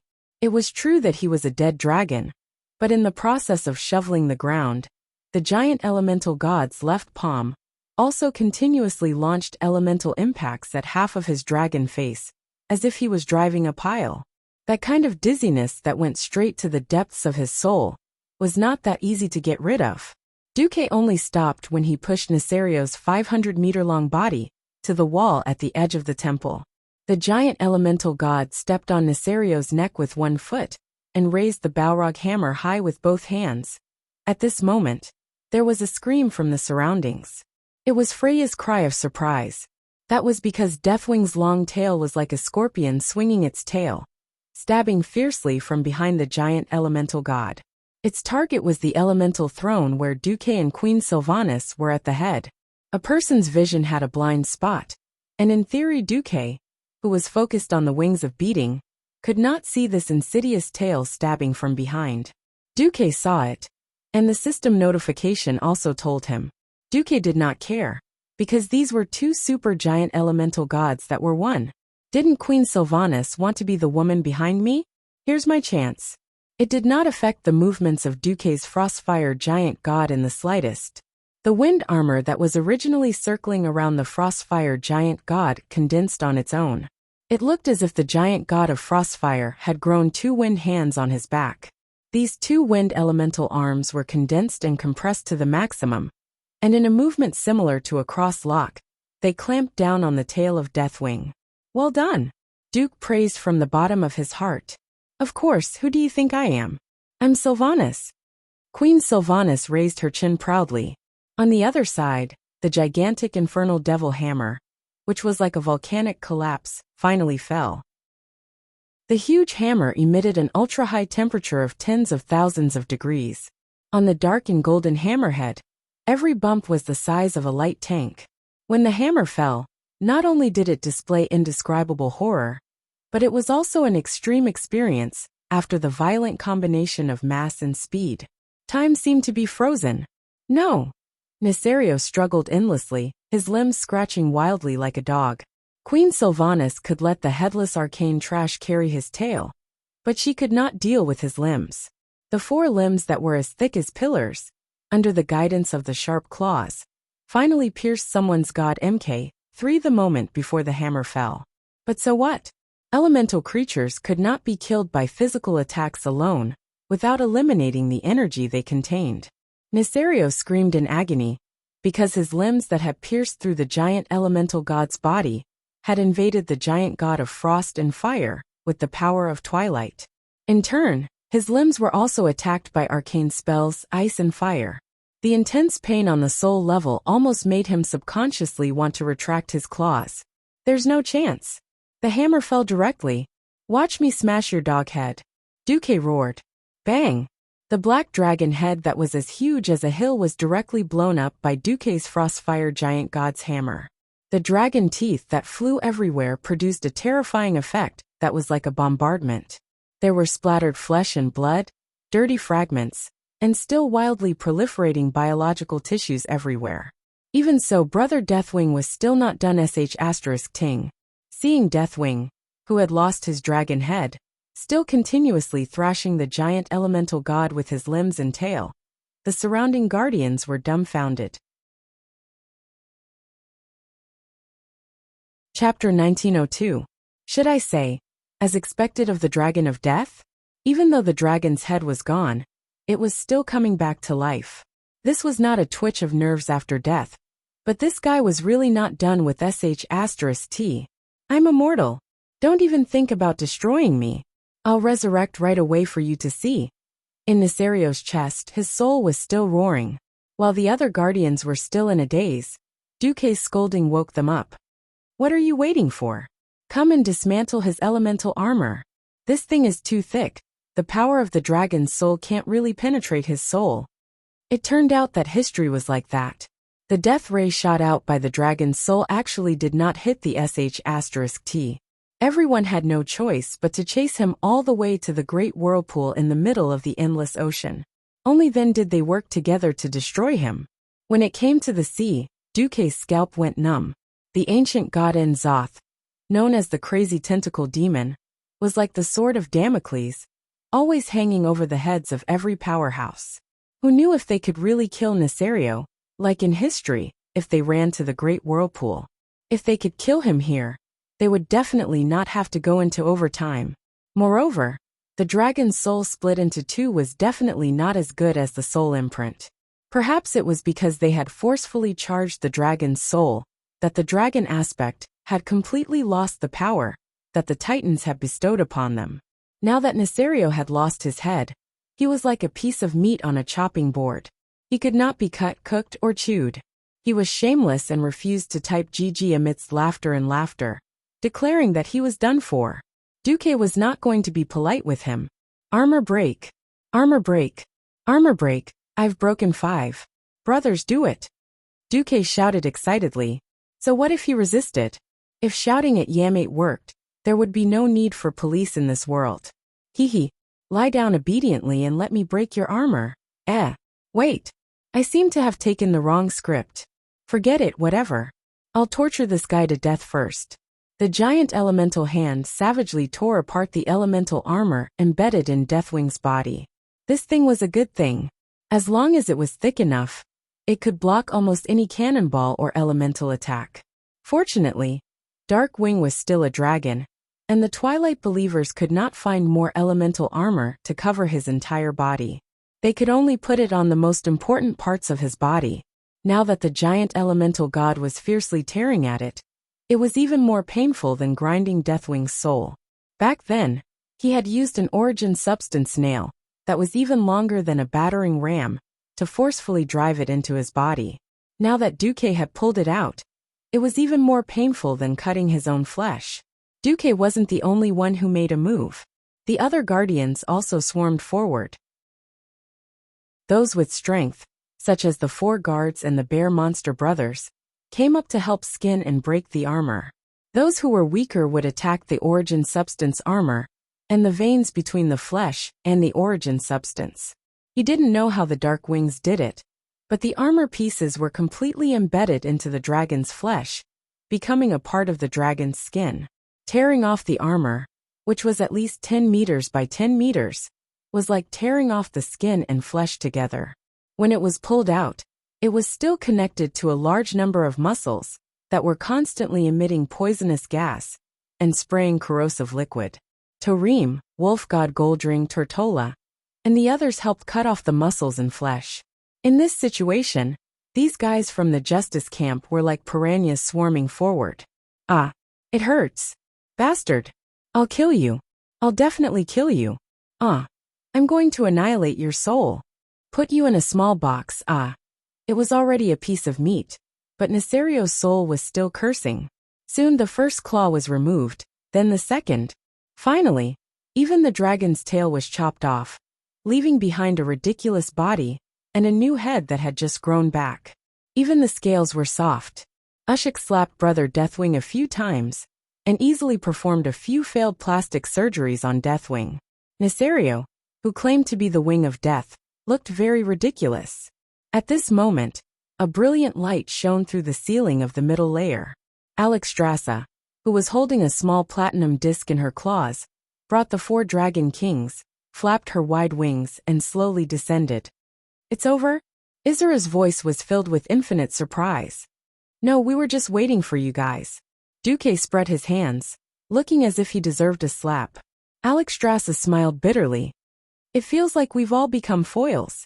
Nozdorm looked at Duque with a complicated gaze. This was quite rare for the Time King, whose emotions were as calm as an ancient well most of the time. Not at all. Without a fully charged soul of the giant dragon. This guy is immortal. Duque spoke the truth. Yo, Alexstrasza. You guys discuss who's going to give your brother the final blow.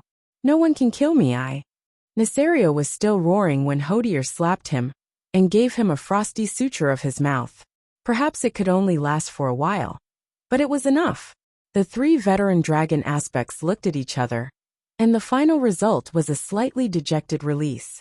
Alexstrasza raised her huge dragon head with beautiful horns, and her orange-yellow eyes revealed sorrow and reluctance. We hated him, and we killed him with our own hands once. When he died the first time, we were relieved. If we had a choice, we didn't want to kill him a second time. You do it. Duque, Nosdorm suddenly said. Me? Duque was a little surprised, but also a little enlightened. Isra said, killing the Terminator Nesario. Regardless of whether it was your strategy or your leading role in saving the world, you deserve this honor. Since the three veteran Dragon Kings said so, the junior Collegos naturally had no objections. As for the remaining Black Dragon Queen, Onyxia, why the hell are you wagging your tail? Are you a dog? Looking around, be it the Guardians or the God of the Wilderness, everyone looked at him approvingly. Indeed, it was Duque who saved so many powerful beings and brought them together to form an invincible and powerful force. If it were someone else, they might not have objected openly, but they would definitely be unhappy. Duque, everyone returns. Duque had a strong point. When it was time to show off, he would never be ashamed. Controlling the tri-elemental giant god, Duque strode over and solemnly took the soul of the dragon from the Red Dragon Queen's hands. This was a complete version of the Super Dragon Race's artifact. There were no additives or side effects. Everything would be fine as long as it was pointed at a certain dragon. Duque took a deep breath and calmly said to himself, "Congratulations, Nesario. You won the Oscar for Battle of the Ancients Azeroth, but it's all over."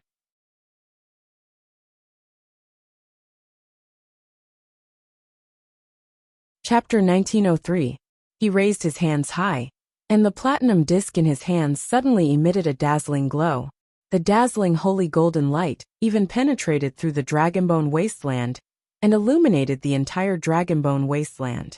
The once snow-white Dragonbone wasteland, which was already stained with all kinds of blood, was like a mirror, reflecting the golden light that lit up the entire sky. The twilight dragons who were roaring and fighting widened their eyes, and their pupils were filled with panic.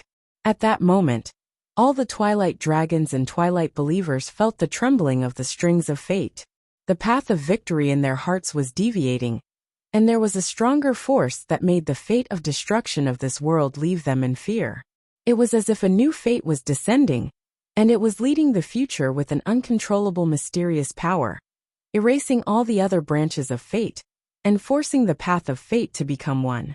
In the Deep Rock continent, in the hundreds of Twilight temples, the Twilight Believers were praying in unison as usual. However, the Twilight bishops in dark robes opened their eyes in horror, because they found that the soul of the Oracle of Annihilation in their hearts, the wings of death, Nesario, was no longer responding. The only explanation was that the eternal and immortal Dragon of Annihilation, announced by the great god in Zoth, had been destroyed. It was real. When Duke raised the giant dragon soul up high and activated the exaggerated Titan divine power, every living being in the Dragonbone wasteland that was already in the middle of the day saw an incomparably dazzling golden light penetrating through the thick clouds and descending from the sky. That golden pillar of light was like a golden spear that was burning with raging flames used by a god. It pierced through the sky and illuminated the entire sky. Rustle, rustle, rustle. The entire world of Azeroth shook. It was as if the will of the entire planet was permeating the sky, and she was looking at these warriors who maintained the peace of the world with loving eyes. In the Dragon Sleep Temple, every guardian, watchman, god of the wilderness, and demigod looked at the scene in front of them in shock. The death wing of the evil dragon, Nesario, who had set off a destructive storm in the entire Azeroth, did not escape justice after all. In the glorious golden light of the dragon's soul, his entire dragon began to shrink, and shrink again. The increase in size brought by Galakron was mercilessly erased. In the end, his size returned to normal, and he became an ordinary dragon aspect that was only a few dozen meters long. Then, his whole body turned into a golden dragon. In the end, all of the golden light dissipated in the breeze that blew through the hall. "It's over." Alexstrasza's voice contained a hint of sadness. "Yeah," Isra exclaimed. "Be it the past, present, or future, the black dragon Neltharion has disappeared from the timeline forever," said Nosdorm, who was most qualified to make a final conclusion. Duque sighed with emotion. "It's finally done." Sigh, it was just that the price he had to pay was a little too high. All the dragon aspects have lost the power bestowed by the Titans, Duque said subconsciously, who knew that accidents would happen at unexpected times. "Wait, who did you say lost all power?" Alexstrasza was like a cat whose tail had been stepped on, and her entire dragon body jumped up. Isra suddenly turned into his human form and floated in front of Duque. He held his right elbow with his left hand and his cheek with his right hand. "Yo, Duque, did you mistake some of the fragments of fate that you peeped into with us?"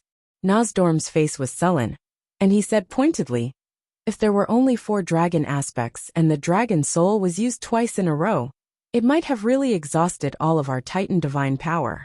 Now we still have about 20% of the Titan divine power." Kalegos was very straightforward. "I'm a little weaker. I only have 10% left." Onyxia flew over and directly turned into Countess Katrana. She eagerly hugged Duque's left hand. "Master, the power of Earth in my bloodline is all used up. You won't blame me, right?" Duque was a little embarrassed, but this was also good. At this time, he was absolutely sure that the scales of fate had definitely changed again. This should be a good thing. Alexstrasza was still the one who understood the big picture. She looked around. "We'll talk about these small things later. Right now, it seems that there are still many bastards who dared to offend the Sleeping Dragon Temple, who are preparing to escape. As the Supreme Commander of the Sleeping Dragon Coalition Army, I declare, kill them all." This time, Brother Mooning did bring a lot of helpers. Overseer Jonas, Sleepless Josahi, Master of War Black Cove. These were all famous bosses in history, but unfortunately, under the encirclement of an even more aggressive and powerful allied army, they were nothing more than fodder. The cataclysm was basically over. Although it was basically over, it was mainly because there were still some finishing touches left. For example, the deep rock continent where the Earth elemental world was located, and the elimination of the numerous Twilight believers. In Duque's eyes, these were all F*King, not the main point. The main point was that Nosdormu came directly to Duque, which was rare. "Come with me." "What is it?" "It's about your advancement to true God." Nosdormu's words made the great hero, the Alliance commander, and the demigod of the Weave Duque follow him eagerly. They directly teleported to the Cavern of Time in the Tanaris Desert, and Duque saw Nosdormu in human form. He was still the bronze-skinned male elf with a long braid. "How much do you know about the future of Azeroth?" Nosdormu asked straightforwardly. Duque was stunned for a moment, and replied tactfully, "Enough." Nosdormu seemed to be sneering, but it also seemed like he wasn't smiling. "Don't tell me that you can peep into the distant future from the River of Time, with just one time travel." Duque was silent. He didn't know if his identity as a transmigrator could really be honest with the Lord of Time, who had incomparably sensitive power. Would he be treated as a scourge that destroyed history and time, and suddenly be surrounded by the bronze dragons? This was something that no one could say for sure. "Duke Marcus, you're undoubtedly the biggest variable in this point of time that I control. I used to think that you were a spy sent by the Eternal Dragon Army that destroyed time." Nosdormu seemed to be reminiscing. "I've checked it over 1,000 times, and I found that this time, this world, has completely accepted your existence. My duty is only to protect this world's time. Since the world has accepted you, and you're not in existence that violates the Titan's duty to me, I've always acquiesced to your actions." "Duque, Do you remember our conversation many years ago? Yes. Duque nodded.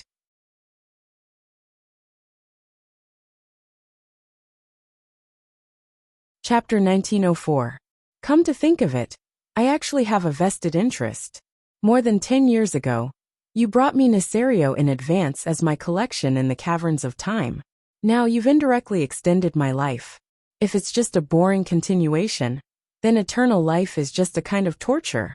But you let me see a future full of changes, and that's what I'm most happy about. The elf-shaped Nozdormu touched his chest.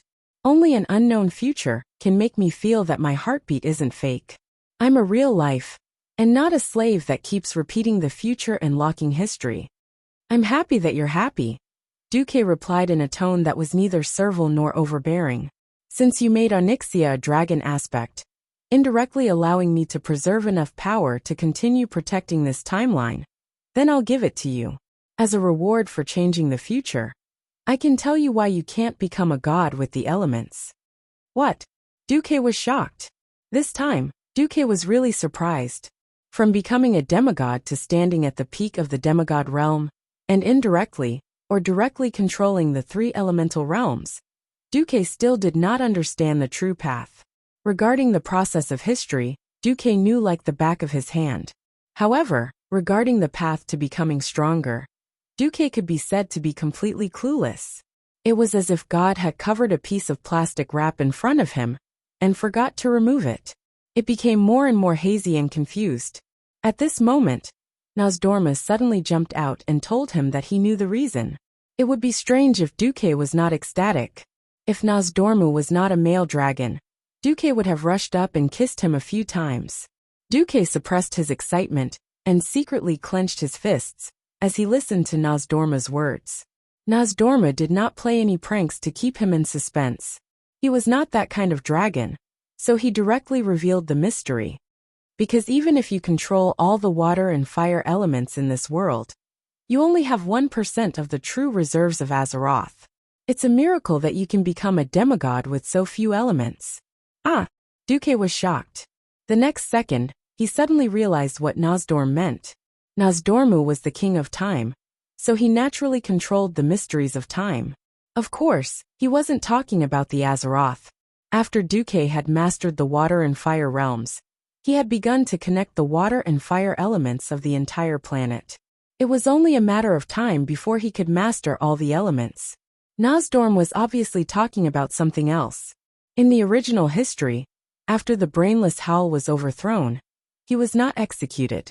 Instead, he left behind a scourge. He was secretly released, and with the help of the traitor of the Bronze Dragon, he escaped to another rather important timeline. In that timeline, Brainless Roar returned to the first orc who drank the devil's blood, which was his father, Grandpa Roar. Because he was familiar with his father, he easily gained Master Howl's trust and directly changed the course of history. Brainless Roar used the black technology that he had obtained from the goblins in the original world to directly change the history of the orcs.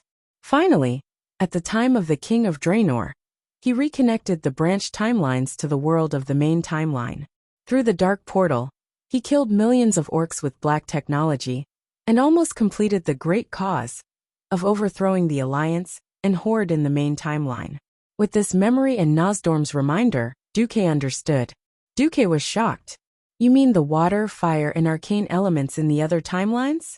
Isn't this the main timeline? The main timeline should have the largest share of elements, right? Nozdormu laughed.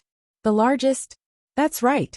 At this point in time, there are a total of more than 108,000 branch timelines. One main timeline can have 1%. What else do you want? Duque's face turned green. Could it be that after working hard for more than 20 years, he had only changed 1% of this world? Nozdormu stopped his train of thought before he could even think about it. Don't think too much. The world has accepted your changes in the main timeline. In fact, the entire world's timeline with the Azeroth as its core is already converging. Nozdormu raised his hand, and Duque saw the countless white lines in the void that were originally parallel to each other slowly converging, and finally merging like rivers flowing into the sea. The final timeline will all merge into one. Duque muttered. The Bronze Dragon King continued speaking in one breath. That's right. I don't know where you got your knowledge of time and space. Normally, mortals can't have such knowledge. If you don't tell me where you came from, I won't ask. Anyway, it's convenient for us to communicate. The world of Azeroth has already realized the threat of the Burning Legion. It is gathering the timelines. This is to gather all of its forces in order to deal with the enemy's attack. If there is a huge difference in the timelines, there will often be a huge conflict when they merge, and the world in one of the timelines might even collapse. However, the world itself has an extremely perfect method for the merging of the timelines. Don't worry. To mortals, this process is more like a silent merging. That is to merge the timelines that are not too different first. For example, if there is a difference of less than 10% between two timelines, then it is a peaceful merging. Usually in a main timeline, those mortals will suddenly feel that they have more memories. From then on, this history that actually exists in another timeline will become all of their memories and continue to develop this timeline. Generally speaking, using a more powerful and main timeline as the foundation for the merging and merging other timelines can achieve a 99% peaceful merging. When Nosdorm said this, Duque already knew what he was going to say next. If the merging can't be resolved in a peaceful way, then directly use a reasonable reason to make the two worlds clash. The world will directly drive any side to destroy the other side, turning the loser into the real history, and allowing the winner's timeline to continue to evolve. Of course, if the world's will doesn't like the current evolution of the main timeline, it might send someone with the opportunity to change fate to another timeline to create a new history. Hearing this, Duque's heart skipped a beat. Could it be that Nosdorm was talking about the official transmigrator of history, Braindead Roar? However, Braindead Roar didn't do anything good. In the end, he transmigrated and ultimately failed. This time, he was completely destroyed. Duque said, "All right, what do you hope or think I should do?" Nosdorm smiled. His smile was as pure as a fox's. You can jump to other timelines and merge all the timelines into one. Then, you can dominate the elemental power there. Then you will have enough power to become a true god.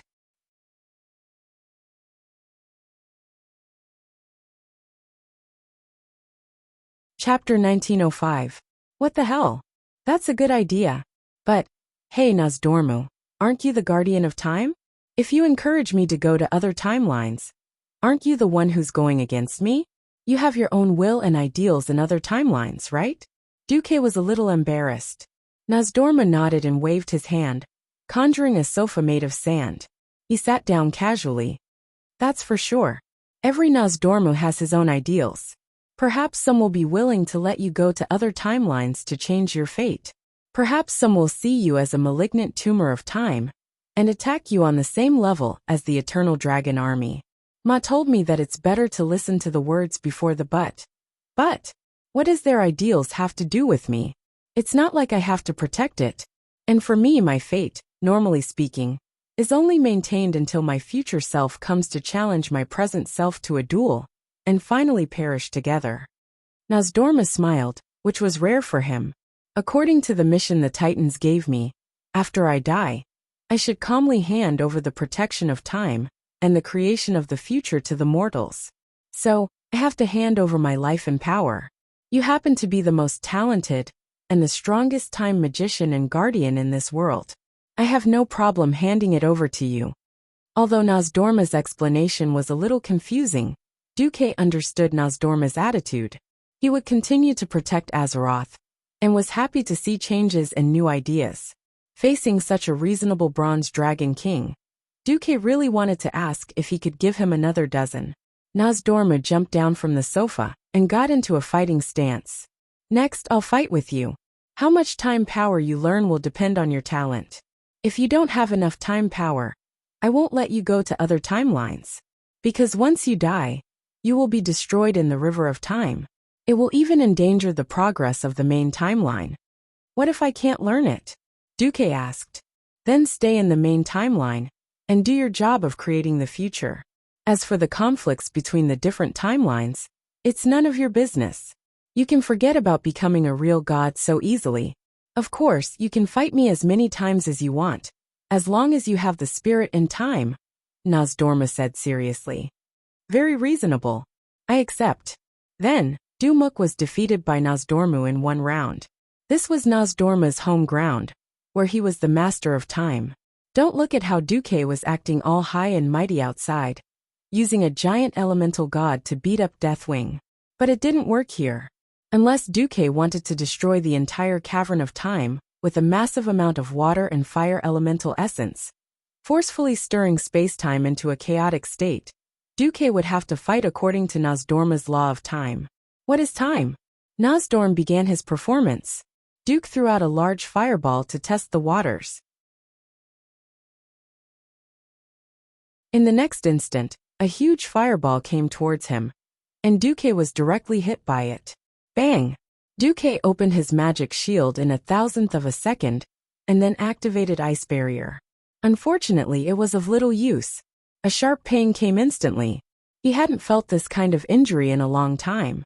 Ugh! Cough, cough, cough. Duque's entire body began to twitch. Only then did his mind activate the system genie and replay what had just happened. Scene 1. Duque threw a large fireball. Scene 2. Nozdorma stopped time and moved Duque over, making Duque eat his own large fireball. Scene 3. A mysterious halo flashed, and Duque could clearly feel that his strength had greatly decreased in the scene. If he guessed correctly, it should be that Nozdormu used time to temporarily degenerate his strength, causing his strength to drop to the level before he became a demigod. That was a demigod-level large fireball. Just a little bit more, and Duque would have bid farewell to his life, which he hadn't seen in a long time. While he typed GG in the midst of laughter, he didn't even know if his corpse could run away. Looking at the miserable Duque, who was about to turn into charcoal, Nozdormu waved his hand and sent Duque away. That's all for today. You can go back first. I know you have a lot of mortal affairs to take care of. Finish dealing with them first, arrange everything, and then come here to focus on training. Okay. Feeling the return of his strength, Duque now had the body of a demigod, and this injury could only be described as pain.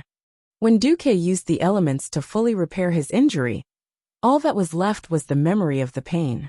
Coming out of the Cavern of Time, Duque let out a long sigh of relief.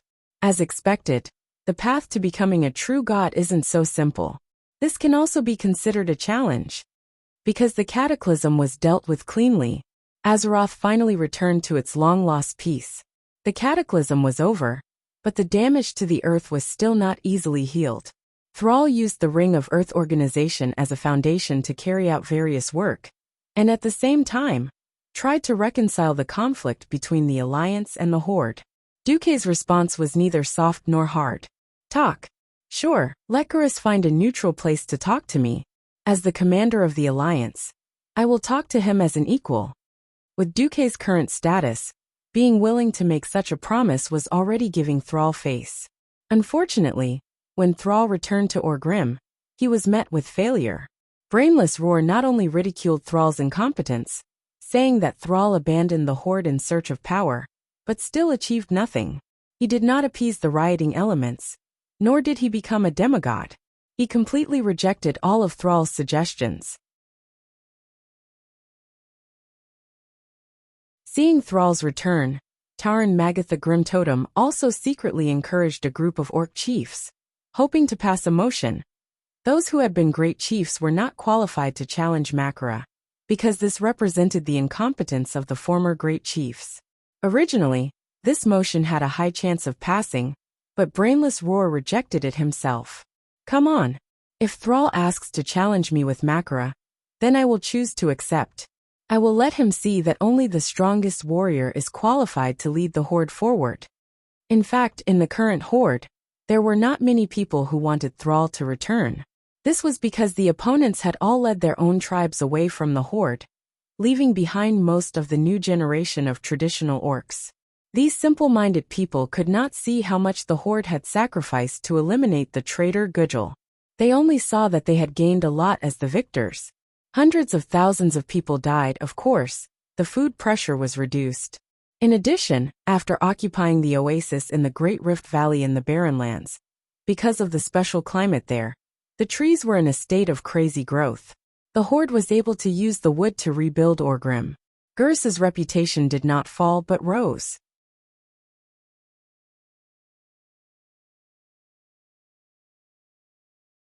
Chapter 1906. The livelihood of the tribe was restored to balance. Most of the beastmen were very simple-minded. They did not see that this was at the expense of the overall strength of the tribe and the weakening of its war potential in exchange for a good life. The people were so simple. As long as they could get by, there would be no complaints. Garish's reputation was rising steadily. Seeing this, Sal could only helplessly retreat to the second line. By borrowing the merit of the dragon soul to help with work, Sal was finally able to establish a connection with the Wormrest Temple. However, the relationship did not go any further. Alexstrasza, who was in charge of life, acknowledged the Ring of Earth, but was far from being particularly appreciative. The focus of the dragon aspect was to protect the planet. In this regard, the Alliance did a good job, while the tribe lagged far behind. The strength and recent actions of the tribe made the tribe still a dispensable existence in the eyes of the Wormrest Temple's dragons. The Alliance ushered in a new period of rapid development. After confirming Nisario's death, Duque used his superb political and economic skills to adjust the Alliance's economy from a wartime economy to promoting technological and economic development in just 1 month. In the form of public bidding, it was announced that in the next 10 years, more than 50,000 kilometers of railways would be built throughout the Eastern Kingdom and Northrend, and train stations would be built in every town with a population of more than 1,000. It did not matter if the countries could not pay. All the money would be advanced by the wealthiest countries or organizations in the Alliance. In exchange, the countries that built the railways would give tax, tariff, and market concessions, as well as a time-limited market monopoly. During the monopoly period, the market would be in a state of monopoly. In fact, Duque was playing with the one belt, one road of the former Celestial Empire. This was a form of win-win. With transportation settled, there would be logistics and commercial circulation. The people would naturally become richer and their lives better. With money, the economy, industry, and technology could be developed. In fact, the Marcus family, Kultiras, and Alterac, the 3 richest families in the Alliance, were earning more and more money. With the military strength of the Alliance as a backing and guarantee, they also contributed the most to the Alliance membership fees. This allowed the Alliance to have money to purchase all kinds of mineral resources on a large scale. In the name of the Alliance, Duque placed a large number of industrial orders with Ironstove Fort and Stormwind. From the simplest long swords and axes to conventional cargo ships and diesel vehicles, to the military industry's tanks and flying battleships. The huge orders would make the countries that were willing to industrialize, be it the government or the private sector, all of them would make a lot of money. Duque also took care of the tolerance of the various countries and races. The union fees could be adjusted every year, or even every quarter after negotiation, to ensure that the costs were within the range of the Alliance's ability to enjoy the benefits of the global economic integration within the Alliance, while also being able to take on enough obligations. If he didn't have money, he could give them mineral resources. If he didn't even have that, he could give them to people. Regardless of whether it was the Guardian Fortress of the Dark Portal or other places, they all required a large number of soldiers. Duque even set the proportion and degree of military training that the people received as part of the Union's dues. It was obvious that they were preparing for war. Usually, the Alliance didn't have that many soldiers, but once the war started, they would realize that everyone was a soldier. The recruit training was also divided into 2 parts. Some of the more traditional ones would train for warriors, mages, hunters, and other professions. Those with better brains would be taught car soldiers, tank soldiers, and even sailors in aviation training. After completing the training, they would practice with old models of equipment. Only the most outstanding soldiers would be accepted into the Alliance's army, while the others would be assigned to the private sector. For example, The ships would be transferred to the Alliance's regular routes to Darnassus and Exeter. Those who drove tanks would first make do with bulldozers. Those who flew battleships would be sent to survey the map. Not only did Duque hide wealth from the people, but he also hid soldiers from the people. Time passed day by day. The Dark Portal January 27 first. The Alliance passed the latest bill. Due to the continuous years of war, too many young men died in battle, resulting in more women than men, causing a series of social problems. The Alliance did not force the countries to open up polygamy to replenish the population. At the same time, the Alliance would give special subsidies to the Alliance's soldiers according to their military rank, including high maternity subsidies. If the soldiers had 2 or more children, the women in the family would receive a series of financial subsidies and benefits that could easily support the children without working. This stimulated the enthusiasm of young girls to marry soldiers. However, this was ridiculed by many as a certain Alliance commander wanting to legally open a harem. Hence, the nickname of this bill became the famous Harem Bill. Because on February 14th, Duque stretched his head and pulled back, and all kinds of procrastination symptoms acted up. But he still couldn't escape that knife. He got married. In Stormwind City, Duque really did marry 4 queens in one go this time. As a citizen of Stormwind City, this day was full of pride, because their own Duke Marcus, had married 4 queens in one go.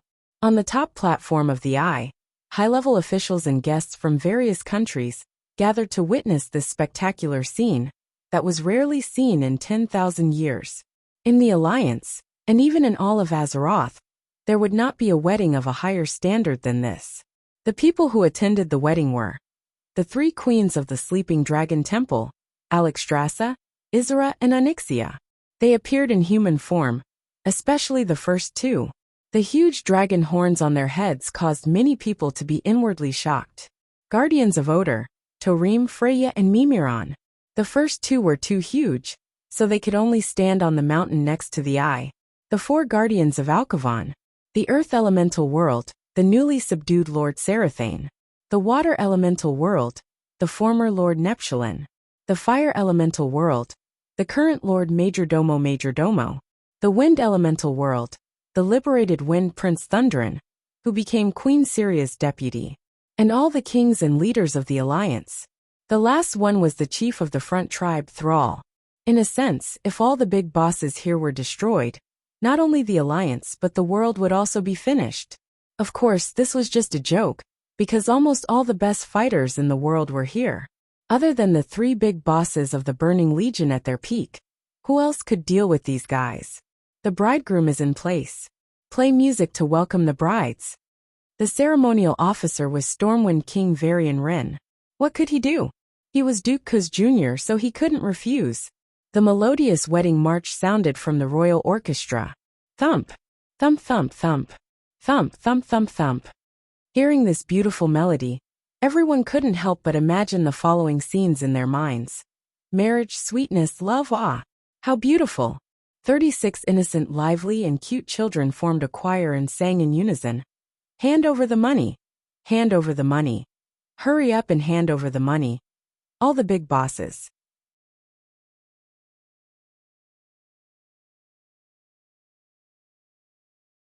Chapter 1907. At this moment, the hearts of countless big shots crumbled. Those who were not familiar with Duque, such as Stormguard's King Daneth Trollbane, or the Old Wolf King Jean, were already feeling uneasy. Was this the Alliance's latest robbery? Was it because their gifts to Duque weren't valuable enough that Duque was unhappy? Duque wasn't just the number 1 person in the Alliance. His identity as a demigod of the Weave was enough to make him irreplaceable in the Alliance. Not to mention that he was one of the founding members of the Alliance. Ever since he took control of the Alliance, he had pushed the Alliance to the top of the world and left behind indelible achievements. His immortality as a demigod was enough for him to control the Alliance until the end of time. They were terrified, but most of them reacted by bursting into laughter. Kudrin Wildhammer almost burst out laughing. He pulled out a feather from his pocket. Ha ha ha ha. Duque, you bastard. You can't even let go of your own wedding? You want more money? Sure, I'll give you more scarlets but hair. Duque rolled his eyes. Hey, what do you mean by giving me a griffin feather? Jurban took out a dirty ring from his pocket. This ring represents the highest level of achievement in machinery. It's the foundation of all machinery. Damn it, where did this hexagonal ring come from? And one with internal screws. Do you really think that I, Duque, don't know that this is a nut? Muradin Bronzebeard said that he was willing to introduce Amora Bronzebeard to Duque. Duke rejected the offer. Dwarves were famous for their high bone density and muscle density. Amelia was a widow, and she even lost 150 pounds in the back of her head. Forget it. Love is too heavy, and I, Duque, am too weak to lift it. Hey, my harem are all looking at me with wary eyes. What's the meaning of this? Duque said righteously, staring back with bright eyes. Am I, Duque, such a shameless person? The four brides and the harem all nodded in unison. Yes, you are. Duque was gloriously defeated, becoming a loser in life. With the dwarves taking the lead, the atmosphere instantly became joyous. Alexstrasza said that she was willing to give Duque a treasure that symbolized her power, a piece of the Red Dragon Queen's scale to Duque. However, in the blink of an eye, it was sold by her sister Isra, who said that her sister had gotten it last night when she was doing her nails out of boredom. Tarim said that he could breed his mount with Duque's fire eagle. Alcafon casually made a clay figurine and tossed it to Duque. Only Duque. The bridegroom was exasperated and shouted, Gavin Rad! I know it's you. You're dead. Yes, there was only one culprit who could do such an unreliable thing. Was someone close to Duque, and had enough influence to cause trouble in Stormwind, Gavin Rad misfortune. On this day, Gavin Rad felt like he had seen hell for the first time in a long time. The fun was over. When the confused children's choir found out that they had been tricked, they sang the standard wedding march again. Anyone would feel that it was very improper. The brides came on stage. There was no distinction between who came first and who came first. Like sisters, they held each other's hands and hummed an unknown tune as they entered the stage together. The first to attract everyone's attention was definitely Alicia. As the only daughter of the wealthiest Sparrow family, and the current queen of Alterac, Alicia wore a white hollowed-out wedding dress. However, the wedding dress was heavily embroidered with gold. The entire wedding dress could be described as brilliant. Together with Alicia's well-proportioned figure, she looked very noble. Kalia's style was completely different from Alicia's. The simplest pure white was enough to perfectly present her beauty and innocence to everyone. There was no need to say much about the wealth of Lordaeron. This kind of natural beauty gave people a different kind of feeling. Jaina seemed to be the simplest. From afar, she looked like a white robe with blue edges. However, the hazy white gauze headscarf and white gauze cloak, matched with a slightly revealing design similar to the quicksand robe, could perfectly display the quality and violence of her mage peak. It gave off a kind of sexy, hazy, and mysterious intellectual beauty. Sylvanas, who was in the middle, had the tallest figure. In terms of the majesty of her chest, she was slightly inferior to Jaina. However, for the first time, she used an elven-style robe and modified it to suit Duque's taste. This emerald green robe already looked a bit like a cheongsam. The high slit completely displayed the slender legs unique to the elves. Duque's achievements did not include those sitting in the first row of the viewing platform. Aurelia and Sasha, who were carrying their daughters. Vashj, who was obviously a high-ranking official, but only wore the maid uniform of the Marcus family. Countess Katrana, who was read as Onyxia, the Black Dragon Queen. Chief Elven Priestess Tyrande, who looked dignified and elegant, but actually looked like she could not wait to go up there herself. And the Draenei leader Imriel, who seemed a little shy and a little curious. Even the human kings of the various countries could not help but praise Duque's good taste and methods. He actually managed to get the most beautiful women of the various countries. If Duque changed his identity, perhaps he would be a bunch of envious and hateful gazes. The wedding ceremony continued. Different races, countries, and customs were different. In fact, they did not need worldly etiquette. This wedding was more like an explanation to their respective citizens. There was no need for a seemingly solemn, But anyone could violate the lines. Some were very simple. The four brides held hands and sang around Duque. Duque, my dear Duque, you are my favorite. I am even willing to share your love with my sisters. No need for promises, because we know that you will accompany us until the end of the world. The end. In theory, there was also a part where the rings were exchanged, and then the groom kissed the bride. Then, may I ask which bride the groom will kiss first? Tyrant, who was known as the MC, but was actually a troublemaker, threw out such a question with a smile. Duque broke out in a cold sweat. Teacher Tyrant, isn't this question beyond the syllabus? As long as she was a woman, she could not help but feel competitive.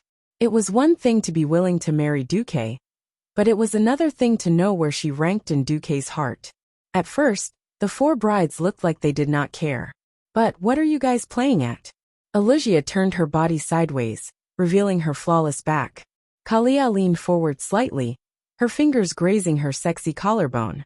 Jaina's arms that were holding the flowers gathered in the middle, and her magic peaks seemed to be on the verge of bursting out. Savannah's intentionally or unintentionally pulled down the opening of her cheongsam, showing off even more exaggerated leg lines. Freebie question? No. This was a freebie question. A queen of the harem with a brain would never answer such a question. The moment she answered, she had already lost. The harem would definitely explode.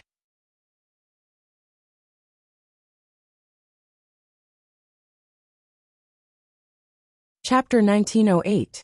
Tyrant couldn't marry Duque because of her status, so she came out to cause trouble. He had to teach her a lesson later. But before that, the sweating Duque had to think of a way to control the situation. Otherwise, it would be a huge embarrassment if he messed up on the spot and caused a scene. Duque could feel the faint competition beneath the sweet smile. Time seemed to freeze. Duque finally moved. In an instant he used flash. As a demigod of the weave, Duque's flash was so fast that it surpassed the limits of a mortal's vision. It was impossible to tell who he kissed first, and who he put on the ring first. In any case, the flashing light didn't stop, and it looked like four Duque kissed at the same time. However, this was not a fake like the mirror image of truth that could fool people. You are the love of my heart. The wedding square echoed for a long time. What the hell? Who was the love of his heart? Or rather, who was Duque talking to? Only the heavens knew. Was this trash? No. This was legal in Azeroth. Of course, even the law was set by Duque himself. That was the worst part. All the bigwigs were dumbfounded, and they only had one thought in their minds. Damn. Is this even possible? The four queens' brides looked at each other, a little helpless, but also a little glad. Finally, they nodded in unison. Duque had passed the test. Just as Duque put on 4 identical gold rings on his left middle finger, and he couldn't even bend it, he realized to his horror that the next question had arrived. Oh, beautiful girls. The custom in Azeroth is that the bride will throw the bouquet. The lady who catches the bouquet will most likely be the next bride to get married. Tyrant, who looked dignified and demure, continued to cause trouble. She felt like dripping wax from Duque's leather whip. What was most intolerable was that Tyrant was the first to take the lead, openly standing at the place where the bouquet was to be received. Even the big sisters in the harem were like this. Aurelia and Sasha didn't want to take it lying down. They smiled and went over. They were obviously hoping that Duque would buy a ticket next time. Onyxia, who appeared as Countess Katrana, put on an act and said, "Huh? It seems very interesting. I'll go and join in the fun." Then he eagerly squeezed over. At this moment, there was a slight uproar among the spectators. This was a little explosive. The 2 dragon queens next to him, Alexstrasza and Isra, were surprised, but they didn't stop him. Instead, they looked at Duze with intriguing expressions. This is just a kind of yearning. It's not a crime to stand here, right? The hoof couldn't help but run over. Vashj, dressed like a maidservant, silently joined the queue. This marriage of hate was already a little extravagant. At this time, a person who was not expected by everyone ran over stupidly. Bridget Abbas. Back then, she was the daughter of Marshal Abbas. Now she was also a general. As the daughter of an old friend, she was also invited to the ceremony. Duque's harem quickly exchanged glances, indicating that Duque probably didn't touch it. Is it strange that I'm here? Actually, I want to get married too. Unfortunately, he's missing. Bridget played with her fingers a little uneasily.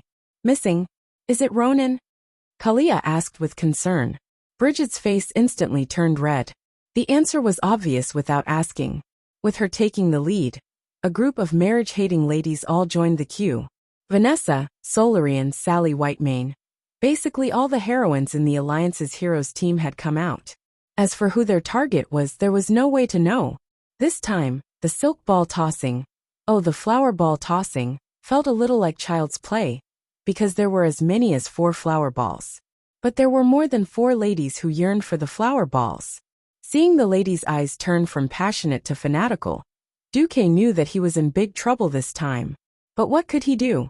He was also in despair. The 4 flower balls were thrown to the back of the 4 brides' heads as they shouted, 1, 2, 3. Duque could tell at a glance that these troublemakers were all cheating. According to the trajectory determined by the system, Kalia had thrown it to Bridget on purpose, and even secretly used holy light, which was a method used to designate a target to cast a healing spell. She was pitiful Bridget. He didn't know what deal Queen Sylvia had made with Alicia, but Alicia had thrown it first on purpose, and then Queen Sylvia's flower ball would directly hit Alicia's flower ball, and then fly straight towards Aurelia and Sasha. Onyxia, on the other hand, had silently blocked the path of Jaina's flower ball. Her hands were full of elements, which would attract the faint frost elements in Jaina's flower ball, forming something like frostfire arrows. Duque was speechless. A proper wedding had turned into trouble. Speaking of which, it was still his fault. If not for Duque's godly sword accidentally slipping in times and entering different scabbards, there wouldn't be so much trouble. Duque was in despair. In this moment of despair, he suddenly saw Alex Strass's gaze. The Red Dragon Queen's narrowed eyes were full of mockery, but she spoke to Duque telepathically. Do you want to be saved? Little bastard. If you do beg me, I'll write off all the favors I owe you. I'm begging you, Your Majesty. Without even thinking for a second, Duque decisively admitted defeat. Fine. You're the one who said that. Don't go back on your word. F***ck. She was clearly a female dragon, so why was she smiling like a fox? I won't. Duque didn't care about integrity or anything. He just wanted to get through this turbulent wedding as soon as possible. The next second, the queen snapped her fingers. The flower balls in the air immediately began to grow wildly.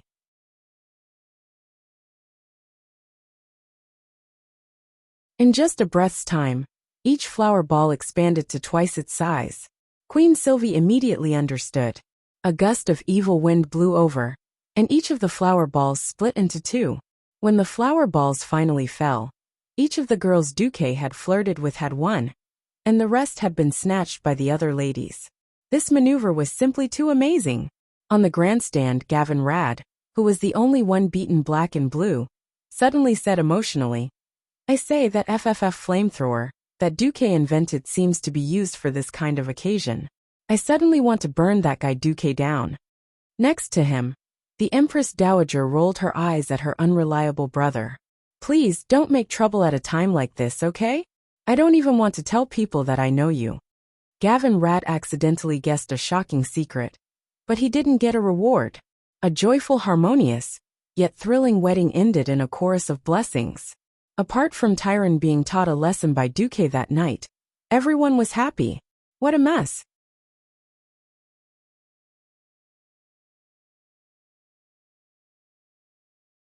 Chapter 1909. Whispers could make one go crazy if they were heard too much. Duque didn't believe this before, but now he did. Little brother over there, come and play. If you can catch me, I'll let you. Hurry up, or I'll sleep first. Blindfolded and forbidden from sensing the elements, Duque listened to the whispers of his wives coming from all directions. Queen Sylvie, that bastard, actually used the wind to change the direction of the sound in order to confuse Duque. It sounded like every sound was close to his ear, but in reality, they were worlds apart. If Duque didn't cheat, he could play hide and seek until dawn and still not catch a wife. The sound was muddled, and even the surrounding wind messed up the heat and elemental flow. But Duque had the system. An ultrasonic sonar scan made everything clear. Duque made a diversion and quickly caught a warm and fragrant female body. They were old married couples, so Duque naturally knew who was the softest. Of course, it was Miss Kalia. Kalia, who was extremely kind, had always given in to Duque without any bottom line. It was just that Duque respected her and rarely bullied her. Today was a good day, so he couldn't possibly sleep until dawn. Duque's godly sword came out. A cold sword light circled 19 times. Exuding a mysterious charm, Duque's godly sword was instantly unsheathed. After a round of sword flowers, Miss Kalia was unable to resist. She could only use the lying corpse swordsmanship and let herself be slaughtered by Duque. Whoa! Kalia was like a bullied puppy, letting out an adorable cry. Unfair. Duque attacked Kalia first. There must be some flaw. The three wives were all talking at once. Unwilling to be at a disadvantage, they could only surround him. Duque's godly sword dashed left and right, sword after sword, ring after ring. He continuously launched powerful stabs at the four enemies. Just as Duque was about to win, Queen Sylvie and Kalia despicably took hostages. They touched their bellies, and Duque retreated in defeat. Initially, Duque could have vented his anger on Jaina and Alicia, but who knew that the two shameless mages would actually use Blink to escape?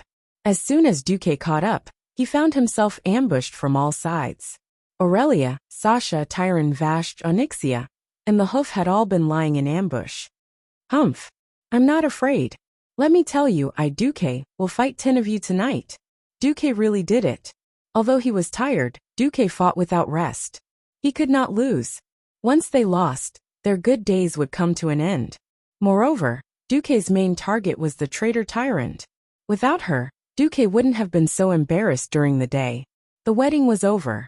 On the 28th of February, Queen Sylvie finally gave birth to another child of Duque. He meowed, and it was a daughter. Of course, mortals could not imagine why Queen Sylvie's belly looked so smooth on the 14th of February. Why did she give birth in 14 days? Sorry, but the birth of a god was more like rapid cell division. With enough divinity, and divine power, they could give birth whenever they wanted. There was no reason, it was just that willful. Although Queen Sylvie was only a demigod, she adjusted her body perfectly. In order to not show her belly at the wedding, she even deliberately compressed her internal organs. 6 flew up. Queen Sylvie did not give birth to a human child as Duque wished, and it turned out to be an elf girl. The race of a god's descendants was really a little uncontrollable. For example, the most amazing demigod Malorn was a white deer. Elun was a true god whose form was unknown, but in theory, she had the appearance of a woman. The child they gave birth to was a centaur. After a certain someone argued with Queen Sylvie repeatedly, they finally decided on her name, Artemis Windrunner. She was meant to be the goddess of the hunt in Greek mythology on Earth. She would be the queen who inherited the throne of Sindorii, regardless of whether there were other children in the future. Anyway, it was her. After the child was born, Azeroth's affairs were all settled. Duke finally announced in the harem that he would be going to Nozdorma's place to be trained. He would be going on a journey of time in preparation for becoming a true god. Unexpectedly, Queen Sylvie burst out, "I'll go with you." Duque's whole body was Sparta. This is not good, right? He thought that Queen Sylvie would give him a domineering look, then threaten Duque with the divine sword in her hand, and break the sword if he messed around. However, after Duque finished speaking, Queen Sylvie just came up and gave Duque a big hug. Not only her, but the 3 Windrunner sisters also took turns to hug Duque. Not far away, the harem stared at Duque with bright eyes. Servana said affectionately, "Just like how you've given me countless chances to challenge myself, to break through my limits. Be it me or my sisters, we are not women who do not know what's good for us." Tyron put her hands on her hips. Today, she was dressed like a ranger and looked very valiant. "We are not canaries in a cage." Sasha pursed her lips. "Not only are we your lovers, but we also hope to be your strong support." were not dispensable existences. Aurelia concluded. Since it is rare for Sylvanas to keep up with you, why not let her try? Duque sighed but also felt gratified. He had followed the big events and rescued people who were bound to die from the gates of hell many times. It seemed like it was time to bear fruit. Sylvanas, it is not impossible for you to come with me. First, you have to pass Nosdorma's test. Of course. Queen Sylvie puffed out her chest proudly. She never backed down in the face of difficulties. Then you have to be mentally prepared. Things that happen in other timelines will be very different from what you know about the main timeline. For example, Queen, she raised her golden eyebrows. Jaina was the smartest. Duque, did you spy on the major events in other timelines? In the past, this was just a hypothesis circulating in the harem. Now that Duque said so, it was clear proof. Duque was also a little hesitant, but in the end, he still chose to accept. You can say that it's like this. Mortals would never be able to pry into the mysteries of time in their entire lives. I can only say that in the many timelines that I know of. Sylvanas, you're dead. You've become the cold queen of the Forsaken. You're separated from Aurelia and Windsor by life and death. Hiss. The three Windrunner sisters' faces were filled with disbelief and shock. This was especially true for Queen Sylvie. Her entire body froze. And then she began to tremble uncontrollably. Aurelia and Sasha immediately hugged their sisters.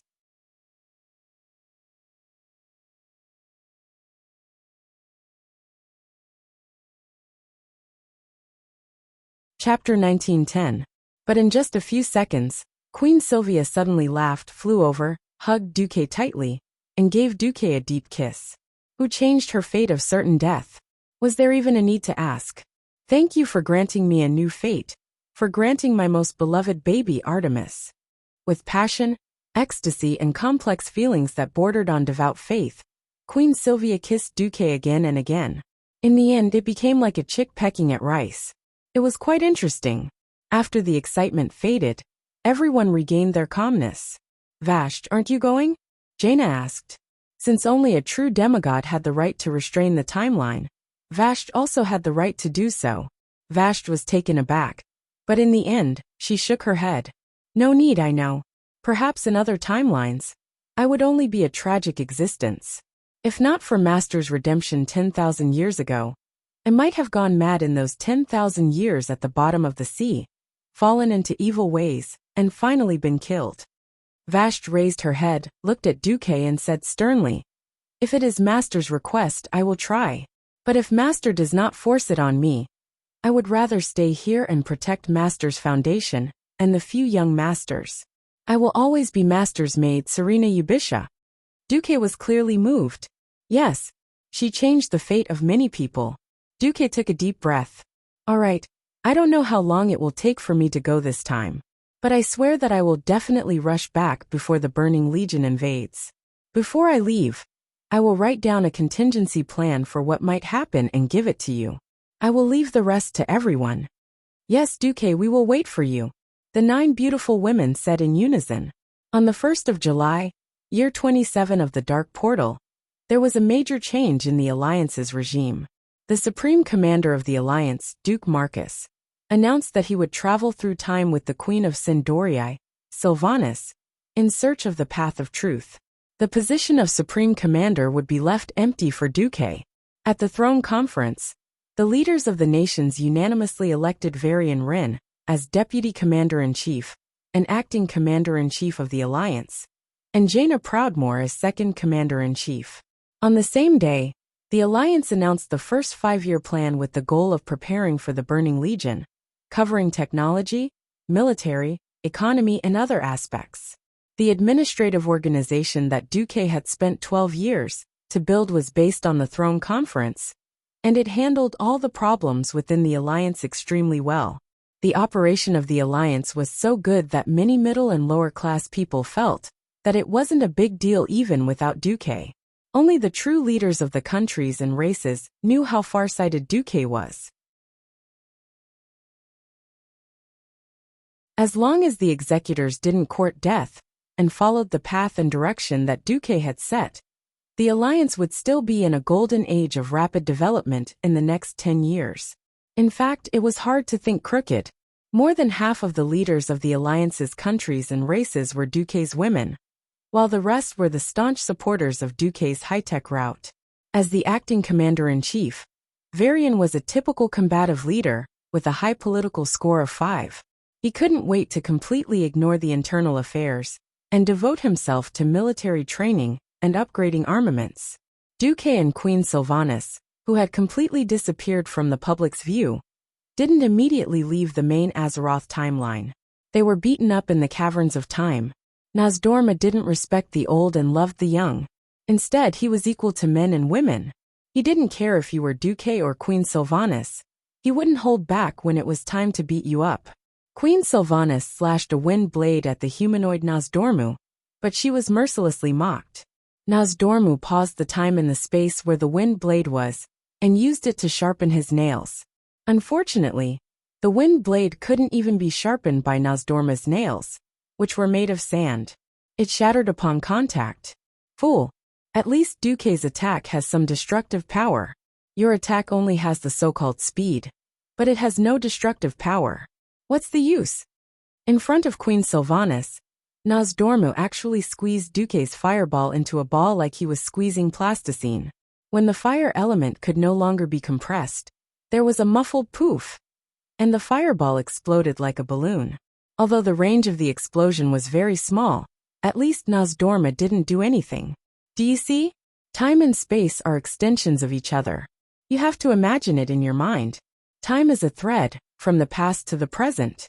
To break through time, you have to imagine how to turn linear things into three-dimensional things. Nozdormu opened his arms. I have already deliberately cut the time here into pieces, so that it is no longer bound by the river of time. The first step you have to do is to clearly feel the fragments of time, and then connect the timeline from 10 seconds ago to the next second. It sounded like a game of catch dragons, but if one didn't have that knowledge, they wouldn't even understand it. Even if they understood, they had to have the talent. This was the caverns of time. If Nozdormu wanted to, he could abuse Queen Sylvanas at any time. As for Duque, he was very surprised. Over the years, Nozdormu had seen many strong people, many of whom were demigods. None of them gave him a strange feeling like Duque. Many times, he felt that Duque's soul seemed to be separated or split. He had clearly used the time spell to slow down Duque's speed, which should have slowed down the flow of time for his entire body, and even his soul. However, he was very sure that there was a small special existence in Duque's soul that ignored his time spell, and had been operating in the normal flow of time. Nozdorma's guess was confirmed in the following practice. Duque didn't immediately try to control the time in the wide area. He used the standard spell deceleration, which was included in the standard spell, and the target was himself. Arcane spells were known as the weaker version of the Titan rune spell, which was also an energy manipulation spell. The deceleration spell that Duque used now had already surpassed the scope of arcane spells, and belonged to the Titan energy. Duque was very cunning. The deceleration spell that he used on himself didn't reduce his speed by too much. It was only 1%. Speed was relative. Mystery was also relative. High mystery energy naturally crushed low mystery energy.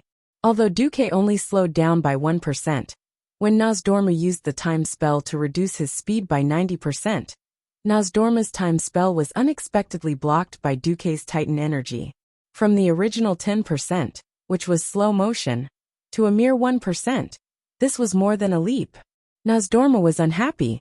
He threw a speed punch and directly sent Duque flying. Brat, don't play tricks.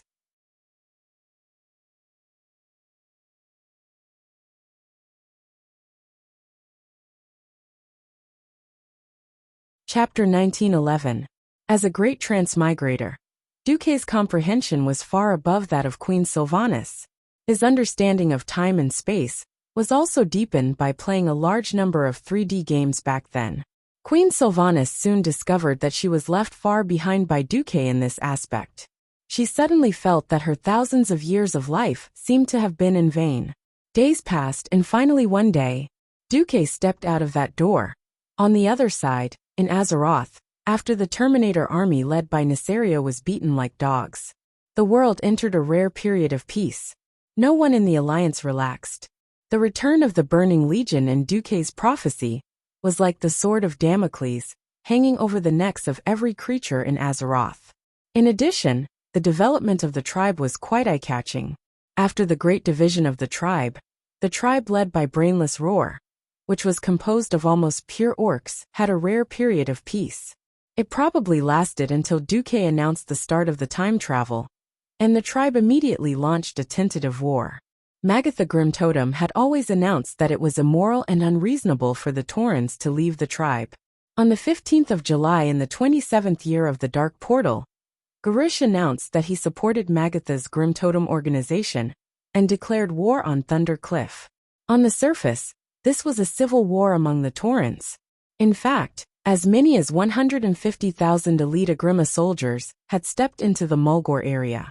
After the last cataclysm, the Taurens' total population had fallen below 100,000 because of the attack on the Twilight Fortress. In addition, Magatha was quite influential and divided the Taurens. In fact, there were less than 50,000 Taurens united under Kain's son Bane. A considerable number of innocent Taurens, who did not understand the situation, expressed neutrality. On the mountain road to Mulgore from the southern barren land, in order to prevent Theramore's troops from killing their way out of the Dustwallow swamp, the Mulgore Gate was built as a fortification. But soon this giant gate became a joke. The Alliance's flying battleships could watch quietly from the sky, while the Taurens worked like lame clowns below. They did not expect that instead of blocking the humans, they would be used to block the tribe. Bane led an army of 10,000 Taurens, and resisted the allied forces of 200,000 Taurens and orcs for nearly a month. But that was the end of Ben's bravery. In the northern part of Mulgore, the Stoneclaw Trail was broken through by the elites of the tribe led by the demigod monster, the Goron King Gruul. His Goron army broke into Thunder Cliff overnight. Thunder Cliff, which had a weak defense, fell very easily. In addition, Magatha had sworn on the Thunder Cliff that he only wanted the power of the Taurens and would not kill them. In the end, the Taurens gave up resisting. Bane, who received this news, immediately realized that if he didn't retreat, he would be surrounded. Bane had no choice but to make a painful decision. He left his personal guards behind and continued to defend the Mulgore Gate to the death. Then, he brought the 5,000 Tauren soldiers to rendezvous with the refugees from the Bloody Hoof village and headed southwest. At the cost of thousands of casualties, they painstakingly crossed the mountains between Mulgore and the Feralas region and entered Feralas.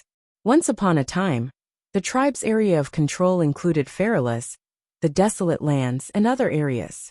However, as the cataclysm brought about the proliferation of elemental creatures, the tribe's actual territory was only Duroder and the Barren Lands. After the cataclysm subsided, Garrosh's heart of a bastard, the heart of a tyrant, became active again. Bringing Mulgore back into the tribe's territory was only the first step. Garrosh's ambition was not just to take back Mulgore. It took a full 3 days for Garrosh's army, with the cooperation of Gruul, who had come to kill from the inside, to wipe out the Tauren resistance forces at the Mulgore Gate. Then, the tribe's army turned Mulgore upside down, but they couldn't find Bane and his last supporters. Nearly a week later, the tribe learned that Bane had fled into Feralas with his people. Then, with a wave of his hand, the tribe used a simple raft to cross a section of the Thousand Needles that had been submerged and re-entered Feralas. The situation in Feralas was unexpected. The impact of the cataclysm was too great. In order to attack the Twilight Fortress in the Barrenlands' Great Rift Valley, the tribe withdrew their forces and gave up on Feralas. However, the Alliance set foot on the land of Feralas. Because Sado Island, which was opposite the western coast of Feralas, would be ravaged by the furious elementals during the cataclysm, Duque had already prepared the Feathermoon Fortress garrison on the island to migrate before the cataclysm happened. Almost as soon as the tribe retreated from Feralas, Chandri's Feathermoon let the Feathermoon sentinels ashore, in order to move the Feathermoon fortress ashore after the cataclysm. Before the tribe's scouts saw the majestic Elven Wind Sea Fortress, the tribe still wishfully thought that the Feralaz region was still an unclaimed land after being abandoned by the tribe for so long. The decoration style was Elven, but the main city walls were obviously the product of reinforced concrete. The octagonal fortress design was completely different from the original history, and it could effectively resist all kinds of primitive catapults. The Night Elves were almost the most conservative race in the Alliance. Even so, with Duque's mediation and Tyron's full cooperation over the past 12 years, the elves had still changed a lot. The most obvious was the integration with the Blood Elves. When Tyrant and Sylvanas, the two elven leaders, could meet each other openly, there was nothing that could not be discussed.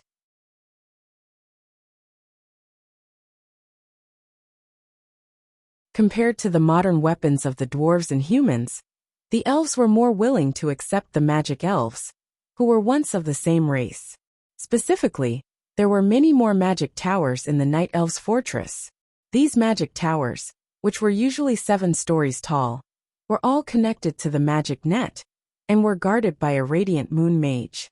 In addition, Duque had opened up his technology and developed flying battleships that were purely powered by magic. The Night Elves quickly accepted this elemental battleship and built it into a very round and beautiful elven wind battleship. Seeing this fortress with at least 50,000 elites and more than 300 flying battleships of various sizes hovering in the air, the tribe was dumbfounded. Markorok, Garish's most loyal adjutant, had led 100,000 tribe troops to receive the order to kill Bane and his remaining followers. He questioned first, "This is the tribe's territory. Elves, what are you doing here in Feralaz?" On the city tower, Chandri's Feathermoon, who was now the Feathermoon Marshal, laughed coldly. "Ridiculous. Kadoriai's Feathermoon Fortress has existed in this area for more than 1,000 years. Your tribe has only been here for 2 years.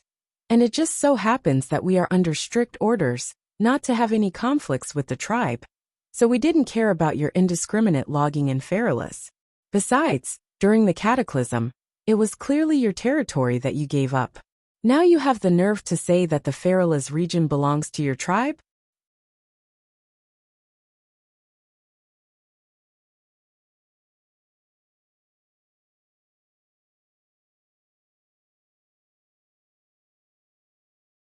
Chapter 1912. Markorok choked for a moment. Just as he was about to say something, Chandri said loudly, "You want Feralaz? Sure, send a declaration of war to the Alliance, then attack. If you win, Feralaz will belong to the Horde." Markorok was different from his boss. His IQ was as high as 50. He was extremely loyal and did not lack brains. The combat power of the two sides was not on the same level. Rashly starting a war with the Alliance was definitely not a decision he could make. And whether it was him or the other warlords, they all immediately noticed the change in the Alliance's attitude.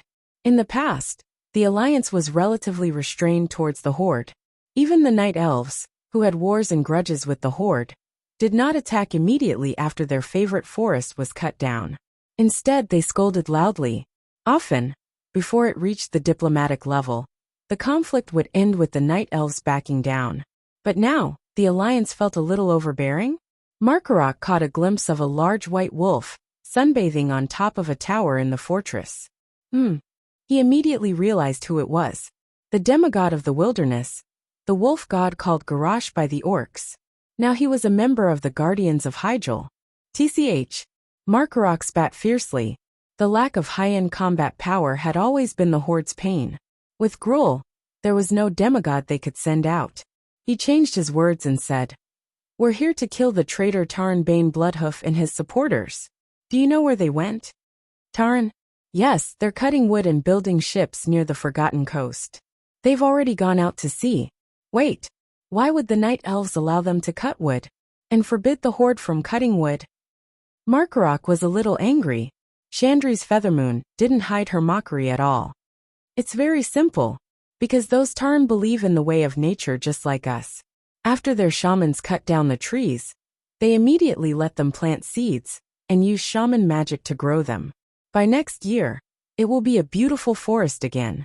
As for you guys who only know how to destroy without any construction, just get lost. Markarok almost spat out a mouthful of blood. He was right. The Alliance protected Bane and the others. They just didn't openly protect them. They gave them a clear path and let them run to Sodder Island on their own to recuperate. It used to be a place where the elements wreaked havoc.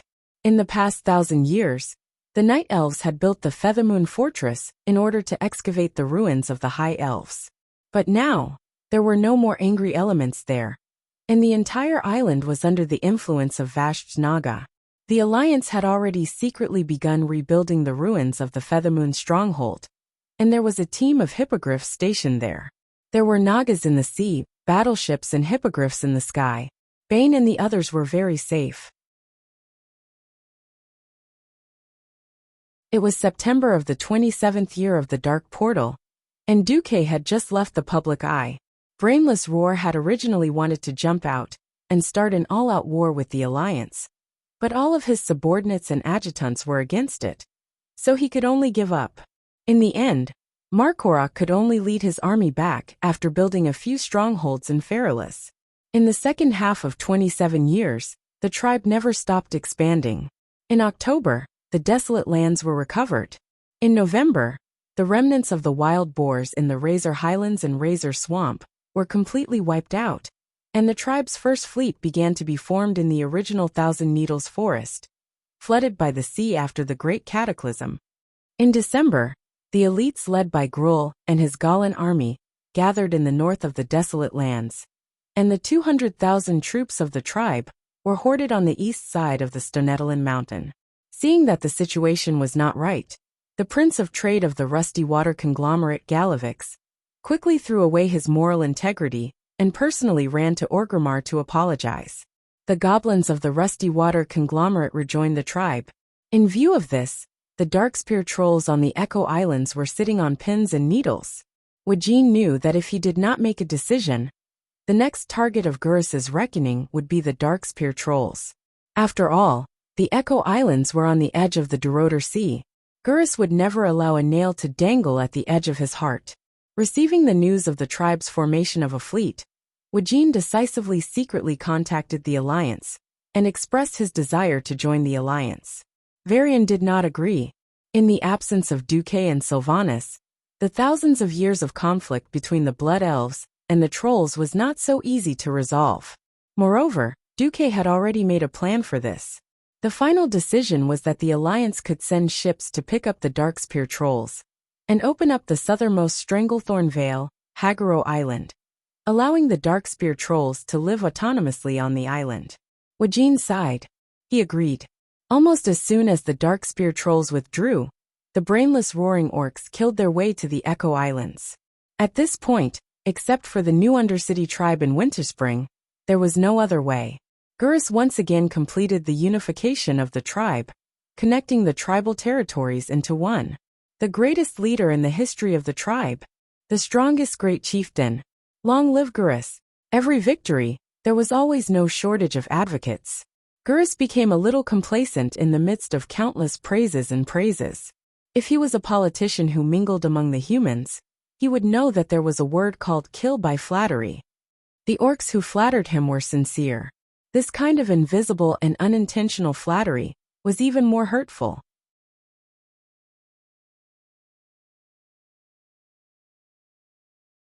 Fortunately, he still had a last trace of sanity and knew not to go to war with the Alliance. Due to the fact that the Alliance in this life was far stronger than the original history, Gurus's situation became a little strange. He could be described in one sentence: an expert in civil wars, an amateur in foreign wars. However, recently, he gave a series of unreasonable orders to his bitter little brother, the Prince of Goblin Trade Galavix. Are you still a goblin who boasts of advanced technology? The ninth-rate gnomes of the Alliance are smarter than you. I'll give you 1 year. In any case, whatever the Alliance has, the tribe must have. Galavix was actually quite rich recently. After the cataclysm awakened the volcano on his home island, the King of Trade realized that he could use his ship to move the panicking refugees to a safe area, take away their life savings, and sell them as slaves. This way he could make a fortune. This was originally a clever plan in history. In the end, the ship was blown to pieces in the crossfire between the tribe's ship and the Alliance's fleet. The goblin survivors swam to the Lost Islands far from the coast of Kalimdor and caused a series of events. In this life, because the tribe and the Alliance didn't fight each other after the cataclysm, Galavex succeeded and made a huge fortune. The Prince of Trade, whose life was in Gurus's hands, went to work indignantly. He made a huge promise in the black market. Anyone who could steal the technology from the Alliance would be rewarded with a sky-high reward.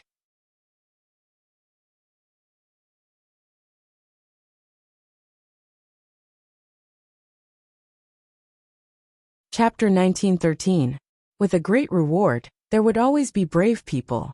Apart from the gnomes, the scum of the human race, bounty hunters, and wanted criminals, all rushed to Iron Furnace Castle. That was where the Alliance's high-tech research center and factories were located. Even though the Alliance had changed the high-tech research center to only allow dwarves and gnomes to enter and exit, unfortunately, as long as they were human, they would have all kinds of thoughts and desires. The Rustwater conglomerate was unscrupulous. What? You have trouble with your small business? Come and sign this small loan contract with 50% monthly interest. Don't worry, you will be able to pay it off soon. What? You want to treat your son? Come, sign this 30-year compound interest loan contract. No collateral? Take a picture of any beautiful girl in your house. Don't worry, as long as you pay back the money, it will not be announced. Coercion, bribery, usury, loan traps, and beauty traps were always able to lure some humans, dwarves, and gnomes to leak out their technological blueprints. It was rare for Garavex to give out a few bounties, which stimulated those who had been tricked by him to be cannon fodder. It was like buying a horse's bones with 1,000 gold coins. At this time, the Goblin Prince was shocked to find that his situation was too embarrassing. First of all, the Alliance's technological line was divided into two: one was the magic line, with the Titan rune magic as the core, extending to the arcane and elemental lines. All the new flying magic warships were based on the magic net. The problem was that the tribe could not have the magic net. Technology could be stolen, but where could they steal a demigod of the magic net? Even though Duque had left Azeroth, he still let Khadgar maintain the magic net's good operation. At this time, the person who controlled the magic net with the highest authority was one of Duque's wives, Queen Jaina of Kultiras. This kind of alliance leader had no possibility of betrayal.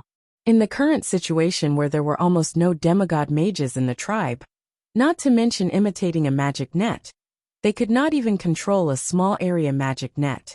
This kind of sadness could be written as a tribute to the tribe. The other was the modern industrial line that the goblins were more familiar with. It had to be said that Garawex was indeed omnipotent. He had successfully stolen the formula of TNT explosives and the relatively cutting-edge steelmaking technology of the Alliance.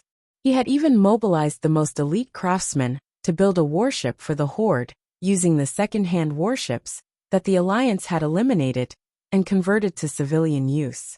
It no longer looked like a garbage ship that was pieced together with countless iron sheets and steel plates. It looked like a mass-produced battleship built by a large-scale industry. The gleaming jet-black steel hull, the pitch-black cannon barrels. Just a volley of 2 cannons was enough to instantly turn a wooden target ship 2 kilometers away into ashes, exploding into a fireball and flying into the sky. For this, Garrosh was quite happy and personally named it Hellscream. In response, Brainless Roar encouraged Galavex to work harder and make the tribe's flying battleships in large quantities. If the Alliance had 1,000 ships, the Horde would have 10,000. As for money and resources, there was no need to worry. The tribe would give as much as they had. Give me as much as you have. This sentence was the key point. The exam had to be, oh no. It was Galawex who wanted to say MMP. If the commander of the Alliance had said this to Galawex, he would have been ecstatic. No matter how ugly the other party was, he would have kissed him. Every day, he would do nothing but take 100 million gold coins as soon as he woke up. The Alliance was rich. The three richest families in the alliance were the Marcus family, Curtius, and Alterac. Any one of them was richer than the 5 goblin trading princes combined. In this life, after the establishment of the alliance, Dumuk had always been indifferent to the goblins. Unless it was absolutely necessary, he would never do business with the goblins.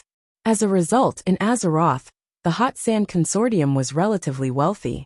Because the Hot Sand Consortium was a neutral force, the alliance prohibited any military procurement with the Hot Sand Consortium, but it did not prohibit civilian trade. In fact, because the alliance had to fight the Ahn'Qiraj War a few years ago, and because they had to pass through Gadget Sand in the Tanaris Desert to collect mineral deposits from the Ungoro crater, they had to do a lot of business with the Hot Sand Consortium. The rest was the venture capital company that was despised by everyone. This multi-ethnic goblin group destroyed the environment for their own selfish interests. Almost everywhere they went, they were beaten to death. Recently, because of large-scale espionage operations, the Rustwater Consortium was also adjusted to the wanted rating by the Alliance. Once any member of the Rustwater Consortium was found to enter the Alliance's territory, they would be shot on the spot without approval. Now the Alliance had banned the entry of goblins. Even the Hot Sand Consortium, which had originally cooperated with them, could only trade in limited areas. In a sense, the Rustwater Consortium's source of income was also cut off. If it wasn't for Brainless Roar besieging his nest, Galawex would have to be an idiot to work with Brainless Roar. The problem was that the tribe was poor. Apart from the mines, there was nothing else. Even the mines had to be dug by themselves. As for the ore refinery, metal processing plant, and parts manufacturing plant, there was nothing. The only so-called Hellscream that Galawex brought to Brainless Roar was a test product that was almost purely handmade at the cost of scrapping a lot of waste. Goblins were famous for their sloppy work. It was not a problem to blow themselves up into the sky. This ship was basically built by gnomes. Where did the gnomes come from? Weren't they just slaves who were scammed by loans? Only the rigor of gnomes could complete such a job. But to produce a single warship, and a mass-produced warship, this place designed industrial mass production. Galawex found that even if he stole the blueprint, he couldn't mass-produce it. Not only did it involve large-scale supporting industries, but also the core and key molds could not be found. Mold masters were basically very important talents in the Alliance equivalent to generals. They and their families were closely protected. Moreover, the most sophisticated parts, molds, and production lines of the cutting-edge warships were actually produced in Odor's Mimuron workshop. Could the Rustwater Consortium extend their hands to Odor? Sorry. Those who were not in Odor would be killed directly when they got close to the storm cliff. Even 99% of the spies could not sneak into Northrend, which was now under strict military control. It was no exaggeration to say that even if the tribe could now install diesel-flying warships, they were still at least an era behind in the industrial field. Galawex was going crazy. In the beginning, he was targeted by the Alliance for doing business, and then he turned to the tribe for the first time. Now for the tribe, he actually became a real wanted criminal. If the Alliance did not hold the principle of never declaring war first, it was estimated that they would have already fought to the tribe's door and asked the tribe to hand him over.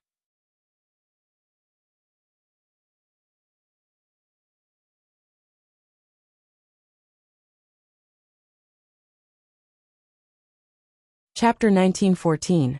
It wasn't that the Alliance hadn't lodged a diplomatic protest with the Horde. If he could listen, then he wouldn't be brain-dead Roar. Not only was he ashamed of it, but he was proud of it. The Horde doesn't understand what you're talking about. But if the Alliance dares to step into our territory, the Horde will fight. Brain-dead Roar's clean rebuttal made Galawex even more moved.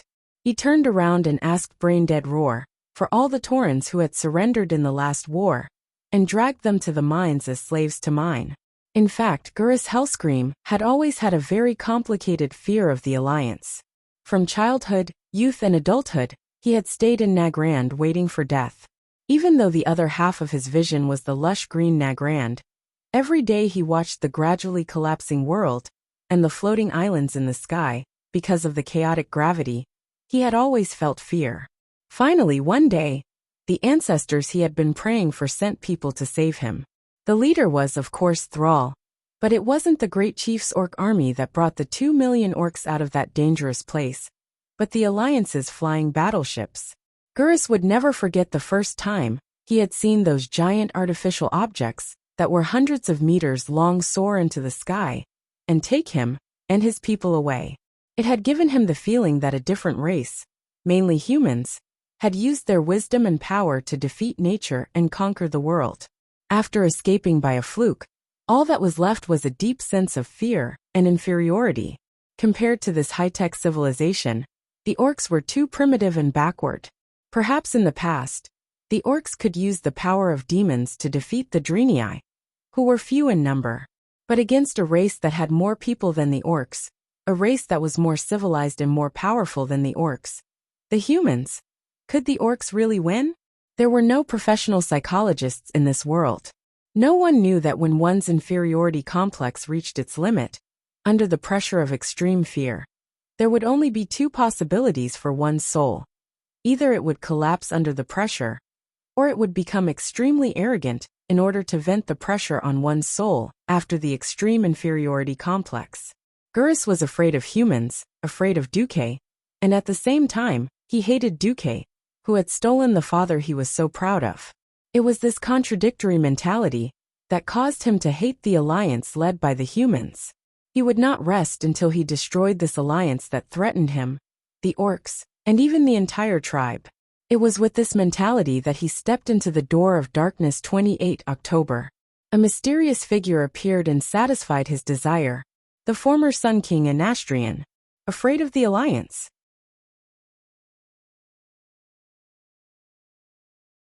Actually, even if we can't catch up to the alliance in a short period of time, as long as we get the weapons that the alliance doesn't dare to attack us, that's enough. What are you referring to? Bones?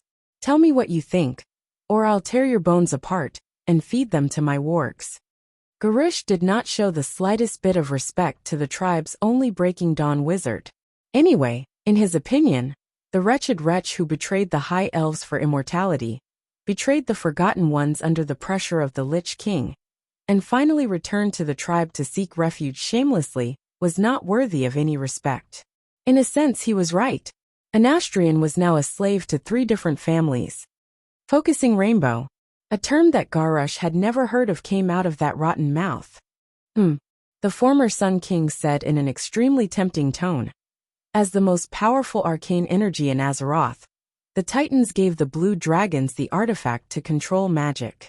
It helps the Spellweavers manage the magic of Azeroth. If necessary, it can even absorb the arcane energy of the entire Azeroth. However, this will make it extremely unstable.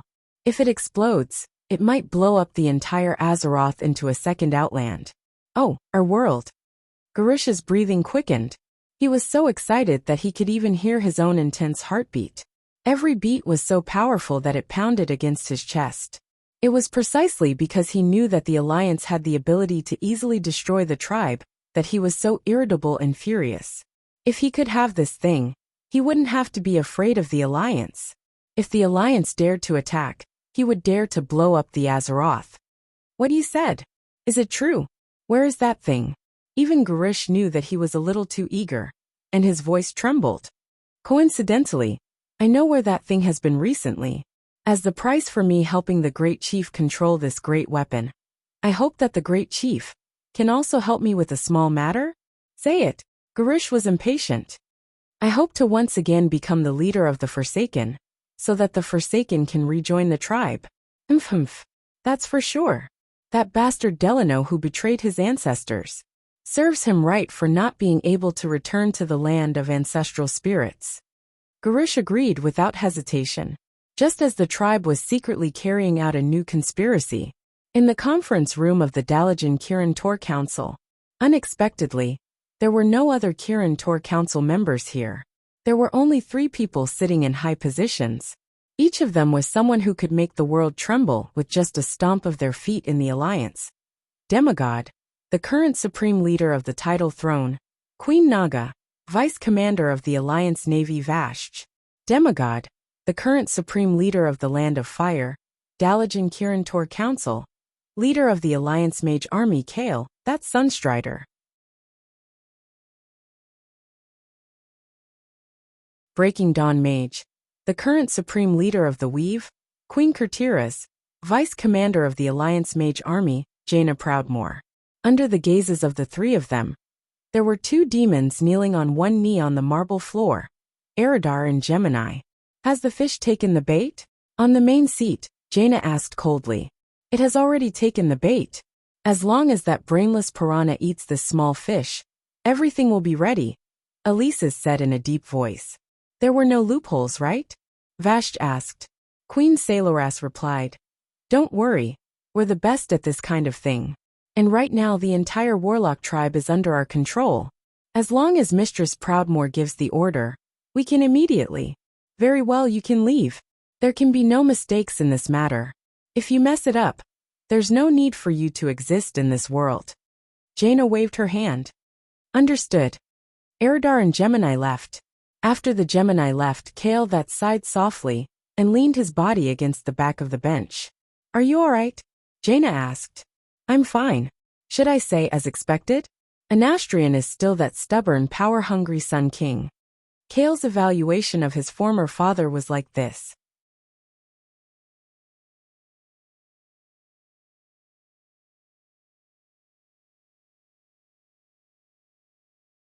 Chapter 1915. After holding power for thousands of years, he wouldn't learn to give it up until the very last moment of destruction. So what if he became a lich? So what if he was once captured by Arthas?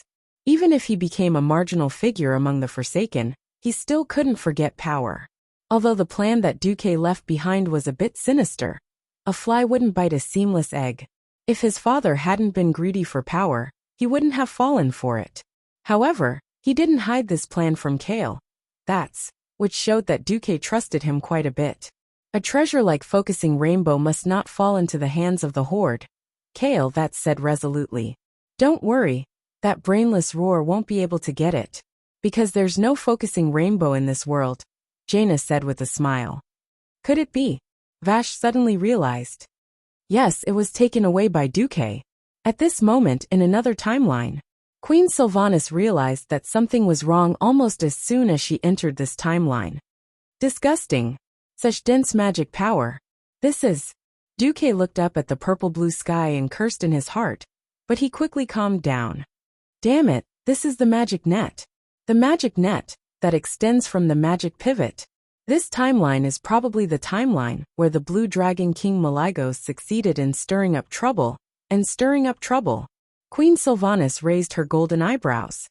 If the arcane elements completely dominate this timeline, then my strength will be reduced by more than half. Duque smirked. That's not necessarily true. After saying that, he took out a ball that looked like a blue dragon's eyeball, as if he was performing a magic trick. This is Focusing Rainbow. Duque's smile widened.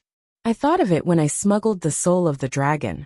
If an amazing treasure like the soul of the dragon can be brought over 10,000 years in one go by reducing the energy contained in it, then I can also bring over something that doesn't contain much energy, but can definitely help me. What are you going to do? Is there a ready-made magic net? That's even better. Duque raised the Focusing Rainbow in his hand. Queen Sylvanas found that the bead was getting bluer and bluer, and it was even emitting a weird blue light. The light blended perfectly with the arcana elements in the sky. 10,000 kilometers away, in Nascent's magic core, the blue dragon on duty was bored to death. Ever since their king Malygos took back control of all the arcane energy in Azeroth, the previously arrogant humans, elves, and the Forsaken all became defeated dogs. After a futile struggle, even Alexstrasza had to admit that the Blue Dragon Legion was right. The Blue Dragon army was in a good mood. All of a sudden, the ancient Blue Dragon noticed something amiss. The weave was still filled with a familiar scent, but it felt different. The weave had lost control, but it did not go berserk.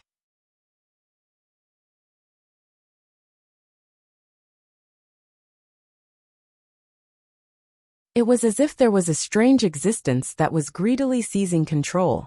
Who is it? Malygos suddenly woke up and shouted in the weave. The next moment, he found that the scene in front of him had changed. It was as if he was in the temple of the Pantheon, and the holy elephants of the Titans stood on it, looking at him with profound eyes. "My child, I am very disappointed in you." It was the voice of Amonthul, the father of the gods. Malygos was so scared that he wet his pants. Duque, who was far away in the Kalimdor continent, smiled and made an okay gesture to Queen Sylvanas. Queen Sylvanas' eyes widened. "You deceived the highest authority of the weave? Don't make it sound so bad. I just took back a power that was abused by Malygos on behalf of the Titans." Duque said shamelessly, "Okay, now we have to fix this relatively powerful era. It's getting closer to the main timeline." A month later, Queen Sylvanas cursed. "Duque, you lied to me. Wah, spare me, wife." No one knew what Duque was doing in the branch timeline. In the main timeline, everything was playing out according to the script. The focusing rainbow was originally a treasure of the Blue Dragon clan, and it could not be lost. However, strictly speaking, the Blue Dragons had already thrown it away twice. When Saffron was killed by the second fool, it was inadvertently taken away.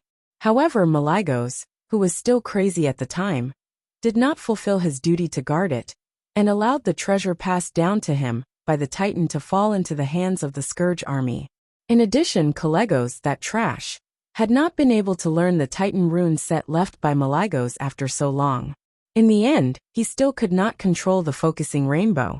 After the Wormrest Temple went through a series of changes, and after killing Nisario for the second time, Alexstrasza simply announced that this thing had been taken by Duque to play with. Now, the Blue Dragon army was following the plan that Duque had left behind in advance, transporting a genuine focusing rainbow from the magic pivot to the Wormrest Temple in the Dragonbone Waste. After the end of the cataclysm, Thrall took advantage of the opportunity of the Wormrest Temple to show his face to the Red Dragon Queen for a long time. While making a familiar face, he also helped the tribe clear their names many times, openly or secretly. Unfortunately, with a certain person's plan, as long as the tribe took the bait, they could no longer clear their names. On the highest floor of the Wormrest Shrine, the humanoid Alexstrasza was enjoying the cold wind that was only a chill to her. She was comfortably sitting on a chaise longue that Dumuk had gifted her before he left, crossing her legs and looking very happy. "Sister, do you think those green-skinned creatures are really so hateful?" Isra, who was also in human form, still had her eyes closed. She sat in a basket woven from vines, swaying and leisurely kicking her long calves. In essence, they are more aggressive than the progenitor dragons. Isra's words undoubtedly sentenced the tribe to death. Although the progenitor dragon was the ancestor of the chromatic dragons, it was famous for being wild and untamed, and had low intelligence. The chromatic dragons were ashamed to admit that the progenitor dragon was their ancestor. "I see. Since Duque thinks so, let him be." Alexstrasza turned her head and looked at a magic mirror. Impressively, there was a man wearing a Lich King's helmet. "Whether he really isn't your subordinate, right?" "I swear in the name of the Holy Light," Weather said solemnly. "Pfft." The Dragon King's sisters laughed. A Lich King swearing in the name of the Holy Light. This was really funny. If not for the arrangements that Duque had made in advance, perhaps they really would have believed that it was the remnants of the Scourge army who were causing trouble. This was because in another magic mirror, there was a team of Death Knights riding on ice dragons, attacking the unaware Blue Dragon team.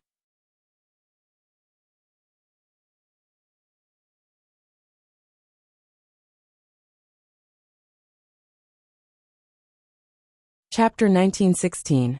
After learning of the success of the plan, Great Chief Gurus Hellscream was inexplicably excited. Before the items had arrived, he hadn't slept for a single minute in 72 hours. When Anastrian saw the Great Chief's bloodshot eyes, he was also slightly stunned. "Is this focusing rainbow? Why so many of them?" Brainless Hell wasn't completely stupid. He immediately realized that something was wrong. The pearls in front of him were like eyeballs, with strange vertical pupils and a blue luster. Although every one of them was emitting terrifying energy waves, and even the strongest shaman Magatha, Grim Totem, revealed a serious expression. Why did it not match the legends? The Sun King explained, I just found out about the latest news.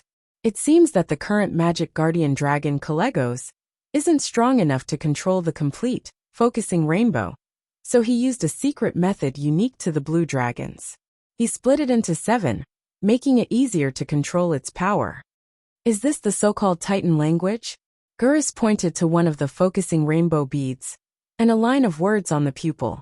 It was a strange square character that no existence in this world had ever seen before. There was only one person in this world who knew how to use it, and that was Duque. Because it was Chinese, not the common language, or the orc language. It said, Dear gather 7, and you can summon the dragon god. Show me. Of course, no one would understand it. Before Dumuk left, he was deliberately being mischievous. Well, even being mischievous was fun. Brainless Hal didn't know. He was so excited that he was shivering. Oh, he was shivering all over. Suddenly, he remembered the time when the orc seniors lost the war and were enslaved for 10 years. They would either be dissected every day, or they would fight to the death in the arena, just to get a smile from the human nobles, and pray that the human bosses wouldn't give them the thumbs up. That feeling of being suppressed, dominated, and locked down was terrible. There was no other way. The human-led alliance brought too much pressure to him, the great chief, and even the entire tribe. The alliance's fleet, from the sea to the air, blocked every route from Kalimdor to the sea, from the Grey Valley in the north to the Feathermoon stronghold, Silithus, and Uldum in the west. The expansion of the Horde's territory was restricted from both sides.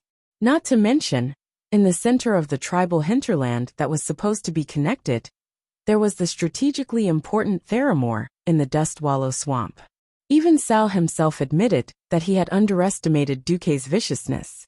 Once upon a time, the tribe only had 100,000 people, which was enough to defend Duroder.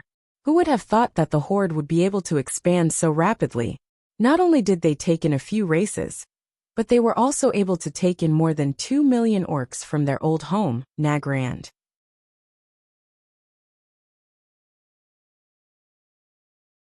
The population increased, the land became barren, and the territory suddenly became insufficient.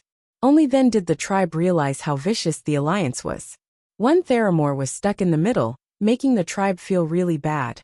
After becoming the chief, Garush was constantly thinking about how to get rid of Theramore, who was a thorn in his side. Unfortunately, he didn't dare.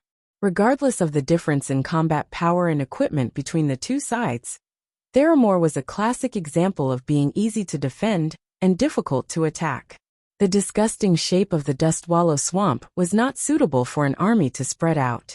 What's more, Theramore was on an island at the edge of Dustwallow Marsh. A large circle of waterways surrounded Theramore Island. Attacking from land was simply looking for trouble. But the Horde's navy? Well, the phrase 100-year-old navy was not said casually. First of all, they had to have equipment that was not inferior to the opponent. It would be a joke to use a wooden ship to fight a warship with a steel hull. Then there was the training of the navy. It was not to say that a sailor could become a sailor just by sitting on a ship. Gunners, helmsmen, navigators, experienced captains, these talents could not be trained in a year or two. When the Alliance opened a base on Theramore, it was to bully the Horde for not having a decent navy. But now, with the focusing rainbow, everything was different. It was like a certain transmigrator. Before transmigrating, Sampang Jean had a nuclear bomb in his hand. If me dared to attack him, he would shamelessly throw the nuclear bomb. The feeling of a serf turning over and singing, going from a slave to a slave owner in one breath, was really King awesome. Ha ha ha ha. Ha ha ha ha. The entire Agrima Hero Valley heard Garush's heroic laughter. The Sun King carefully said, Great Chief, I have found a way to get the thing. But do you want to try it first? Brainless Roar was a magic idiot. He definitely knew 6 out of 7 things about magic nuclear bombs. In fact, he knew nothing about them. Magatha, come and take a look. Not only Magatha, but he also summoned all the people who could be called magic experts. The result was, of course, his advisors and his subordinates all unanimously agreed that these 7 focusing rainbows could easily absorb all the magic elements in the surrounding atmosphere. As long as a little primer was added, there would be an earth-shattering explosion. Primer? Yes. Only the blood of the blue dragon can activate the focusing rainbow. Okay. I'll leave it to you. Before you succeed, the Horde will not admit that it has anything to do with you. Brainless Roar's instructions made the Sun King curse countless times in his heart. Fortunately, Anastrian was already a skeleton, and there was no expression to reveal. Finally, after 3 months, the Sun King's subordinates succeeded. Thus, the Horde began a merciless confrontation with the Alliance. The entire 27 years of the Dark Portal, all the way until the 29th year of the Dark Portal, the Horde and the Alliance basically spent all their time in various border military conflicts. Both sides deployed a large number of troops in the border area and built various fortresses. Everyone knew that the only reason Garush did not make a move was because he was afraid that Duque's departure was just a pretense. Finally, in the 29th year of the Dark Portal, because Jaina used the magic net to become a demigod, it caused the magic net to be disconnected for half a month. Garush finally confirmed that Duque was really not in Azeroth. On the 1st of April of the same year, the war between the Horde and the Alliance officially began. There was not even a declaration of war. Within a day, the Horde army divided into 3 routes to attack the Alliance's territory. On the northern front, 300,000 troops under the leadership of Varrock Salyafar, along with the Goblin Prince Garavix's mercenaries, attacked Grey Valley. On the southwestern front, Markolok led 200,000 orcs and King Jelen Gruul to attack the Feathermoon Fortress. On the eastern front, 500,000 orcs divided into 3 routes to attack Dustwallow Swamp. General Nazgûran led the Horde's new navy to attack from the north to the south. Siege craftsman Helix Hesso led a division to attack Dustwallow Swamp's northern barrier, which was now controlled by the Theramorians. Garush personally led the army to attack Dustwallow Swamp. For a moment, both sides had millions of troops, and the bloodiest battle began on the mainland of Kalimdor.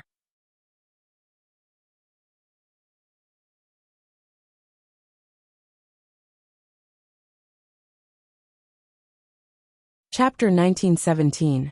For the chief, for the tribe. Ah! Bang! Accompanied by a gunshot that sounded like it came from the sky, the orc captain who was still lecturing a second ago was shot in the head and laid dead on the ground. Ah! Captain! Captain is dead! The group of orc recruits panicked. 500 meters away, the sniper and observer who had completed their mission quietly put away their 98K sniper rifle. To make it easier, the sniper removed the suppressor and disappeared into the rocky mountain under the cover of the night. The orc hunting team that arrived 10 minutes later couldn't find anything. Impossible. They should be here. My ward can't smell anything. Damn, if only the trolls were here. The orcs missed the trolls a little. After all, they were the best hunters and trackers. 300 meters away, the sniper team that had just caused trouble was hiding in a camouflage net.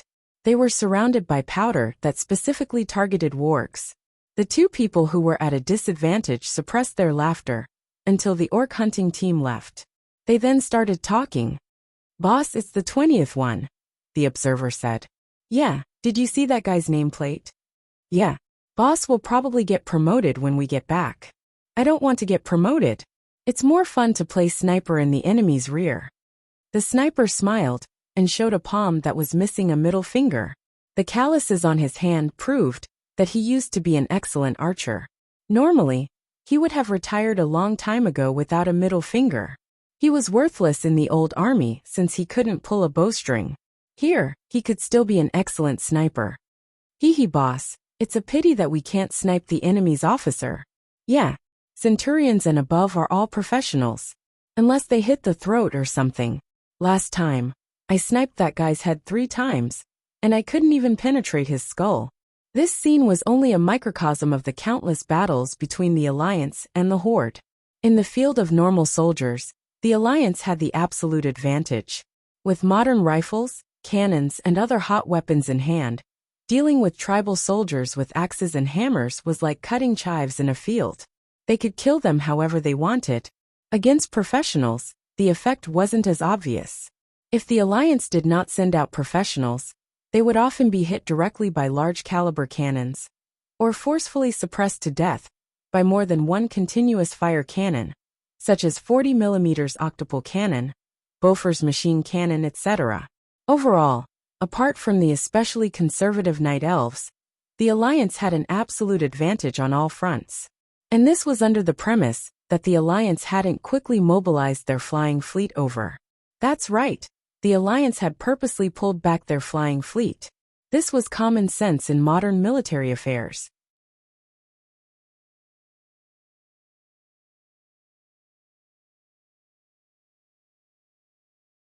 If there was enough strategic depth, no commander would place their elite troops on the front lines. On Earth before Duque transmigrated, the front lines were always the second-line troops. Because once they were bombarded by the enemy's cannons, the troops at the front would become cannon fodder. The elites would always hide in the back, and only come out when the horn of counterattack was blown. On the continent of Kalimdor, the Alliance's flying fleet was deployed in Darnassus in the northwest, and in the southwest, in the depths of the Silithus Desert, which was guarded by insect swarms. Theramore had less than 200 old flying warships, which didn't have the upper hand against the Horde's air force. After all, in the past 3 years, the Horde had been smearing the walls, either by buying or stealing, and had gotten a lot of second-hand flying warships that had been eliminated by the Alliance. Although most of the equipment was removed during the elimination, they could still fight with some modifications. The Horde used 500 steam-powered flying warships to surround more than 200 Alliance warships. Sir, why can't we fight freely? The Horde's broken toys can be taken care of in one round. Sir, the soldiers below are generally complaining that it's too stifling. Sir. As the fleet commander, Admiral Taylor slammed the table. As a new officer in the Alliance, he was also quite ambitious. At the age of 38, he was in the prime of a commander's life. He wouldn't become slow because of old age, and he had more than 10 years of military experience. From Northrend to the Cataclysm, Taylor had been promoted from a small captain in Stormwind all the way to admiral, and he was deeply trusted by William. However, he didn't expect that William would actually give him such a difficult mission after the war had started. A week ago, William called for Taylor. As soon as Taylor entered the storm, he was surprised to see a few big shots of the Alliance. Apart from William, there was also Jaina, the Bronzebeard brothers, and Aurelia. Tyler, the Alliance has an arduous task for you, William said solemnly as soon as he started the conversation.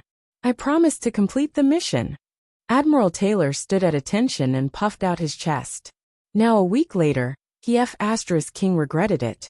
This mission was too ket up. They could only lose but not win. Furthermore, they had to win by making both sides pay a considerable price. The problem was that the Alliance was practically riding on their faces. How could they lose? In terms of military strength, the Alliance was currently the strongest in the southern continent, followed by the Rotterdam continent, and finally Kalimdor. The Night Elves and Draenei didn't develop modern air forces, so they could only pick the weakest from Rotterdam. Since the Dark Portal, Rotterdam had never been weak. Alterac was the wealthiest, and their warships were the best.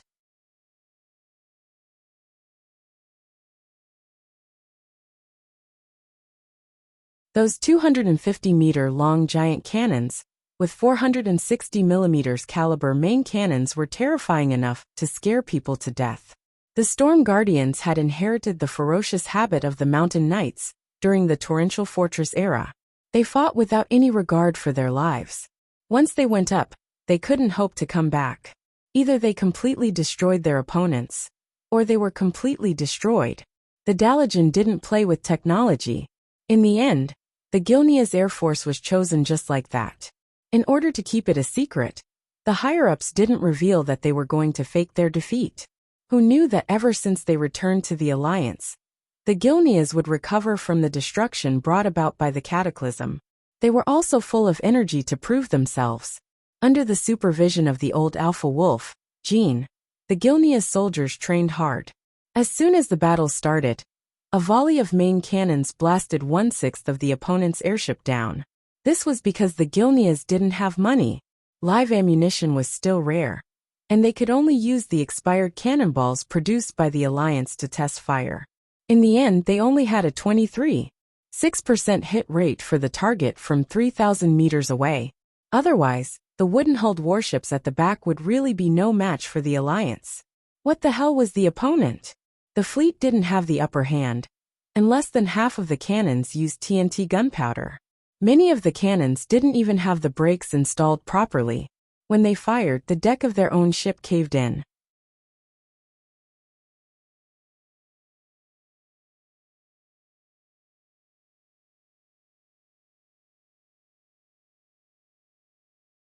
Chapter 1918. In the surveillance footage, Taylor actually saw old-fashioned black gunpowder cannons. What kind of cannon were they? Did they pull them out from a museum to make a joke? 3,000 meters? Sorry, it wasn't even the farthest range in theory. Quiet. Very quiet. After a short silence, every cannon position and bridge in the entire Alliance fleet burst into laughter. Ha ha ha. This is the main fleet of the Horde. Could it be a joke sent by the Horde Circus? Actually, it was really difficult for the Horde. Braindead Hal knew nothing about flying warships. Garavex had no choice but to pull out a bunch of antiques to make up the numbers. Anyway, he had swindled them back, and they didn't cost him anything. The pilots were also unlucky people from the Alliance or mercenaries that he had gotten back through various means, such as lending money. Among the 666 warships, only 80 of them were newer diesel-powered flying warships. The rest were old steam-powered warships with wooden shells and thin iron sheets. As for training, it was even more tragic. The hit rate of the cannons at a distance of 5,000 meters was only 0.3%. The warships of the Gilneas weren't second-hand goods. They were the lowest-grade flying ships of the Alliance. Other than the 3 battleships, the entire fleet was made up of Cleveland-class cruisers and Benson-class destroyers. Cruisers and destroyers of this design were famous for being able to take a beating. There were many places that were hit by the cannons, but the losses weren't great. The casualties on each ship were in the single digits. Taylor broke out in a cold sweat. How could they still lose like this? General Taylor couldn't care less about his moral integrity anymore. He directly exercised the authority that William had given him, and cursed in the secret communication circuit. Idiot! Why do you think it's so easy? The secret order that Commander Wren gave me is to lose. When the other side fires another round of cannons, I don't care how you do it. Set them on fire, and make it look like a sacrificial explosion. But you can't really destroy the ships. Otherwise, I'll kill you bastards later. F***CK. This operation was simply amazing. If the captains of each ship hadn't heard Taylor's familiar roar, they would have thought that Taylor was giving fake orders. Actually, none of the captains were idiots. They had been wondering all along. Why did the Alliance have so many elite soldiers? Why did it have to be their turn to fight? If it was just a training exercise, they could just charge over directly. Although there was a unified command in the Alliance, everyone knew that the Air Force was basically formed independently. The dwarves and gnomes were the strongest in the air. The Zap Thrower fleet that they formed had blinded the entire army during the Alliance's military exercise in the Twilight Highlands last year, with a hit rate of 41.3% from 5,000 meters away.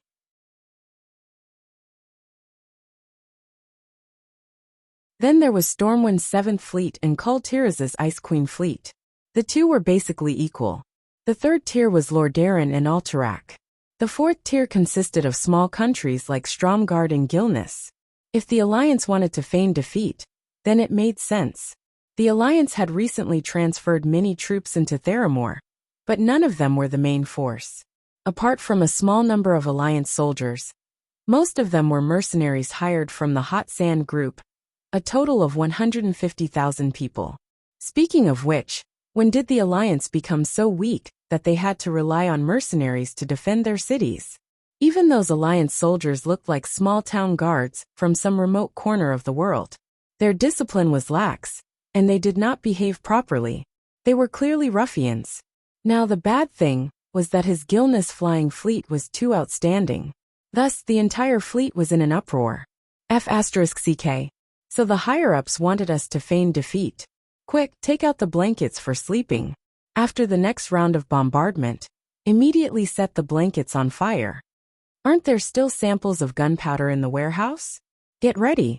After the next round of bombardment, throw it at the thickest part of the deck and blow it up. Prepare to set it on fire. Tell those idiots to be careful and not burn themselves. Cannoneers, pay attention. Use your damn cannons. Those who are not confident, shoot the cannonballs into the sea. A few minutes later, when the Horde fleet approached the Alliance fleet at high speed under the pressure of their commander and opened fire again, they suddenly realized that everything had changed. It was as if the Alliance fleet did not know how to fight anymore. The cannons rumbled, and only a few Horde airships were actually hit, although one shot would cause them to explode, turning them into garbage falling from the sky and into the sea. The scene was terrifying, but the losses were acceptable. On the Alliance side, dozens of warships shot out fireballs.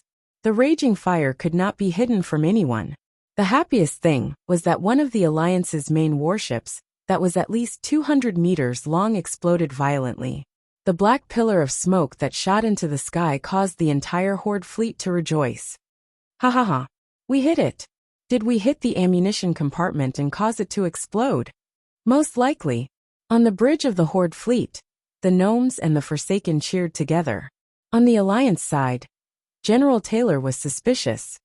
Hey, Fuse, did something really happen to them? The burly man called Fuse laughed foolishly in the video. Haha, it's fine. The lads have been complaining about the previous generation of reconnaissance planes on our new warships, so we blew up the auspicious cloud. Anyway, our bulletproof cabin is pretty good, isn't it? Make it more realistic. That's what you asked for. F***ck. General Taylor's face darkened. He blew up a plane that he looked down on. What kind of sh**t was that? After hanging up, Fuse changed his expression and said, "You little bastards. You can't blow up the cannon even if you don't want to use the old 356mm main cannon. Isn't it easy to change the cannon turrets? We are envious of the 460mm main cannon of Alterac. Our ship's hull can take it too. At least change to a 400mm main cannon. It was damaged on duty anyway. The Alliance would reimburse it. Soon, Fuse controlled the battleship Maersk to perform a thrilling crash. The left rudder was 15 degrees, the right rudder was 31 degrees. It dragged a long trail of black smoke as it swayed, and crashed into the Theramore military port diagonally behind. It landed steadily on the dock. Then, the veterans on the ship started to play mahjong. This battle was named the Battle of Theramore. The Horde lost 437 warships, and the Alliance lost more than half of their warships. On the surface, there were 132 warships, but in reality, there were no warships that crashed and 81 casualties. After weakening the Alliance's air force, the Horde finally used their ultimate weapon 3 days later.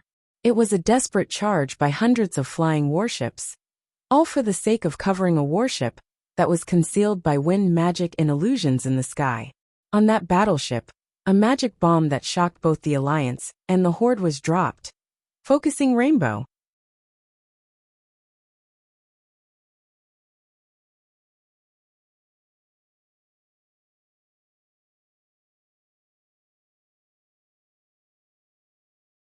Chapter 1919. Emergency Broadcast. Emergency Broadcast. Just 10 minutes ago, the cruel and bloody Horde used weapons of mass destruction to launch an inhumane and destructive attack on the Alliance's Theramore Harbor on the Kalimdor continent. In every capital, every town, every military camp, and every magic mirror, the familiar official broadcaster of the Alliance, Sally Whitemane, appeared in front of everyone. With Sally's promotion to one of the bishops of the Church of Holy Light, she rarely appeared in such broadcasts. Only extremely important events required Sally to appear in person. In a sense, she was already one of the symbols of the Alliance. The last time she appeared, it was to announce that Duque was temporarily stepping down from his position as the Supreme Commander of the Alliance to pursue the path of a true god. This time, she announced the bad news of Theramore's destruction in a vivid voice. 200,000 troops, annihilated in an instant. Theramore's defending general, Lieutenant General Grunt Macedon, died in the line of duty. On the screen, under the crushing of the huge blue and purple light, Jaina's mage tower bore the brunt of it. She stepped on the brilliant white glow, trying to resist the dazzling light that fell from the sky.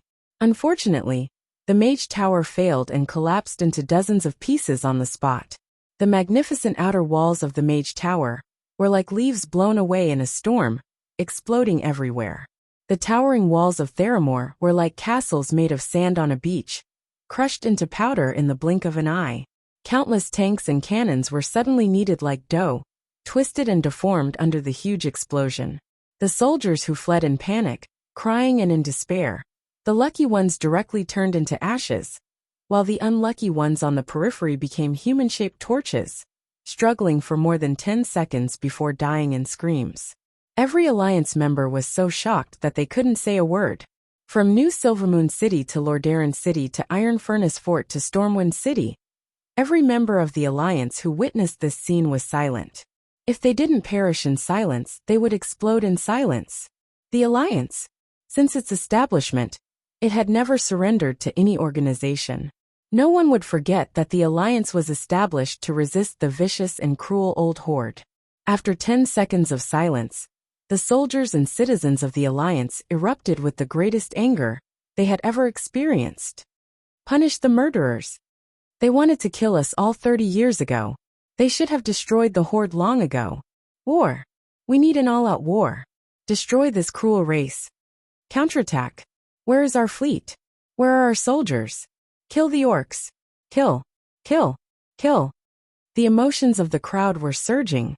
After receiving the news, the Alliance reacted intensely. Tens of millions of people surged onto the streets.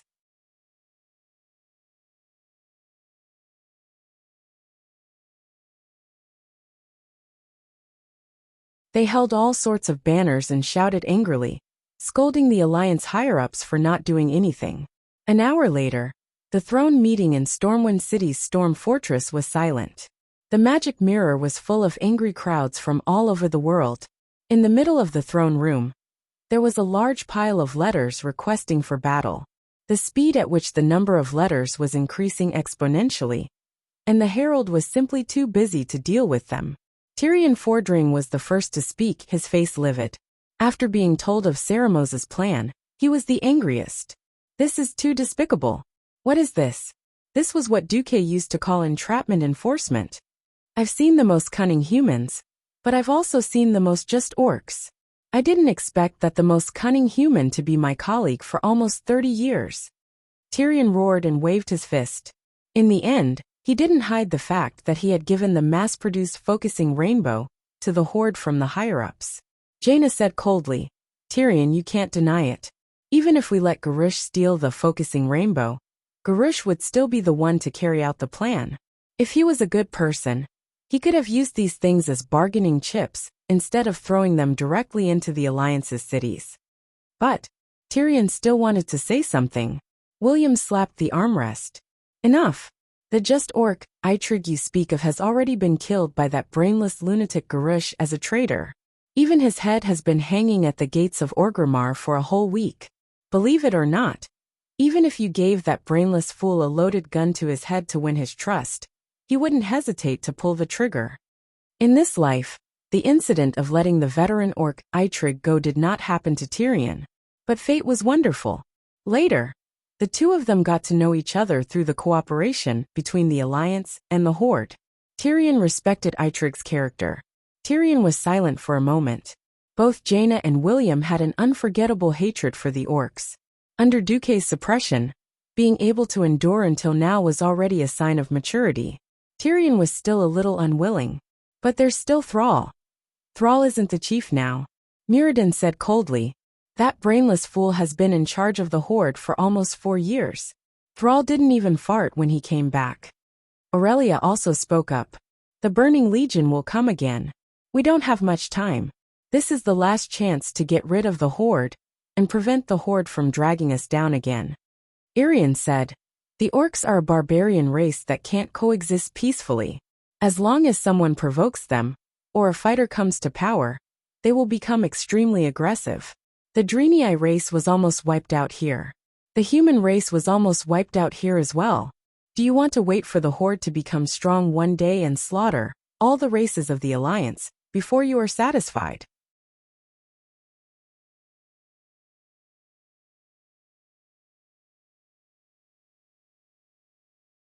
The topic had unknowingly reached the height of the race.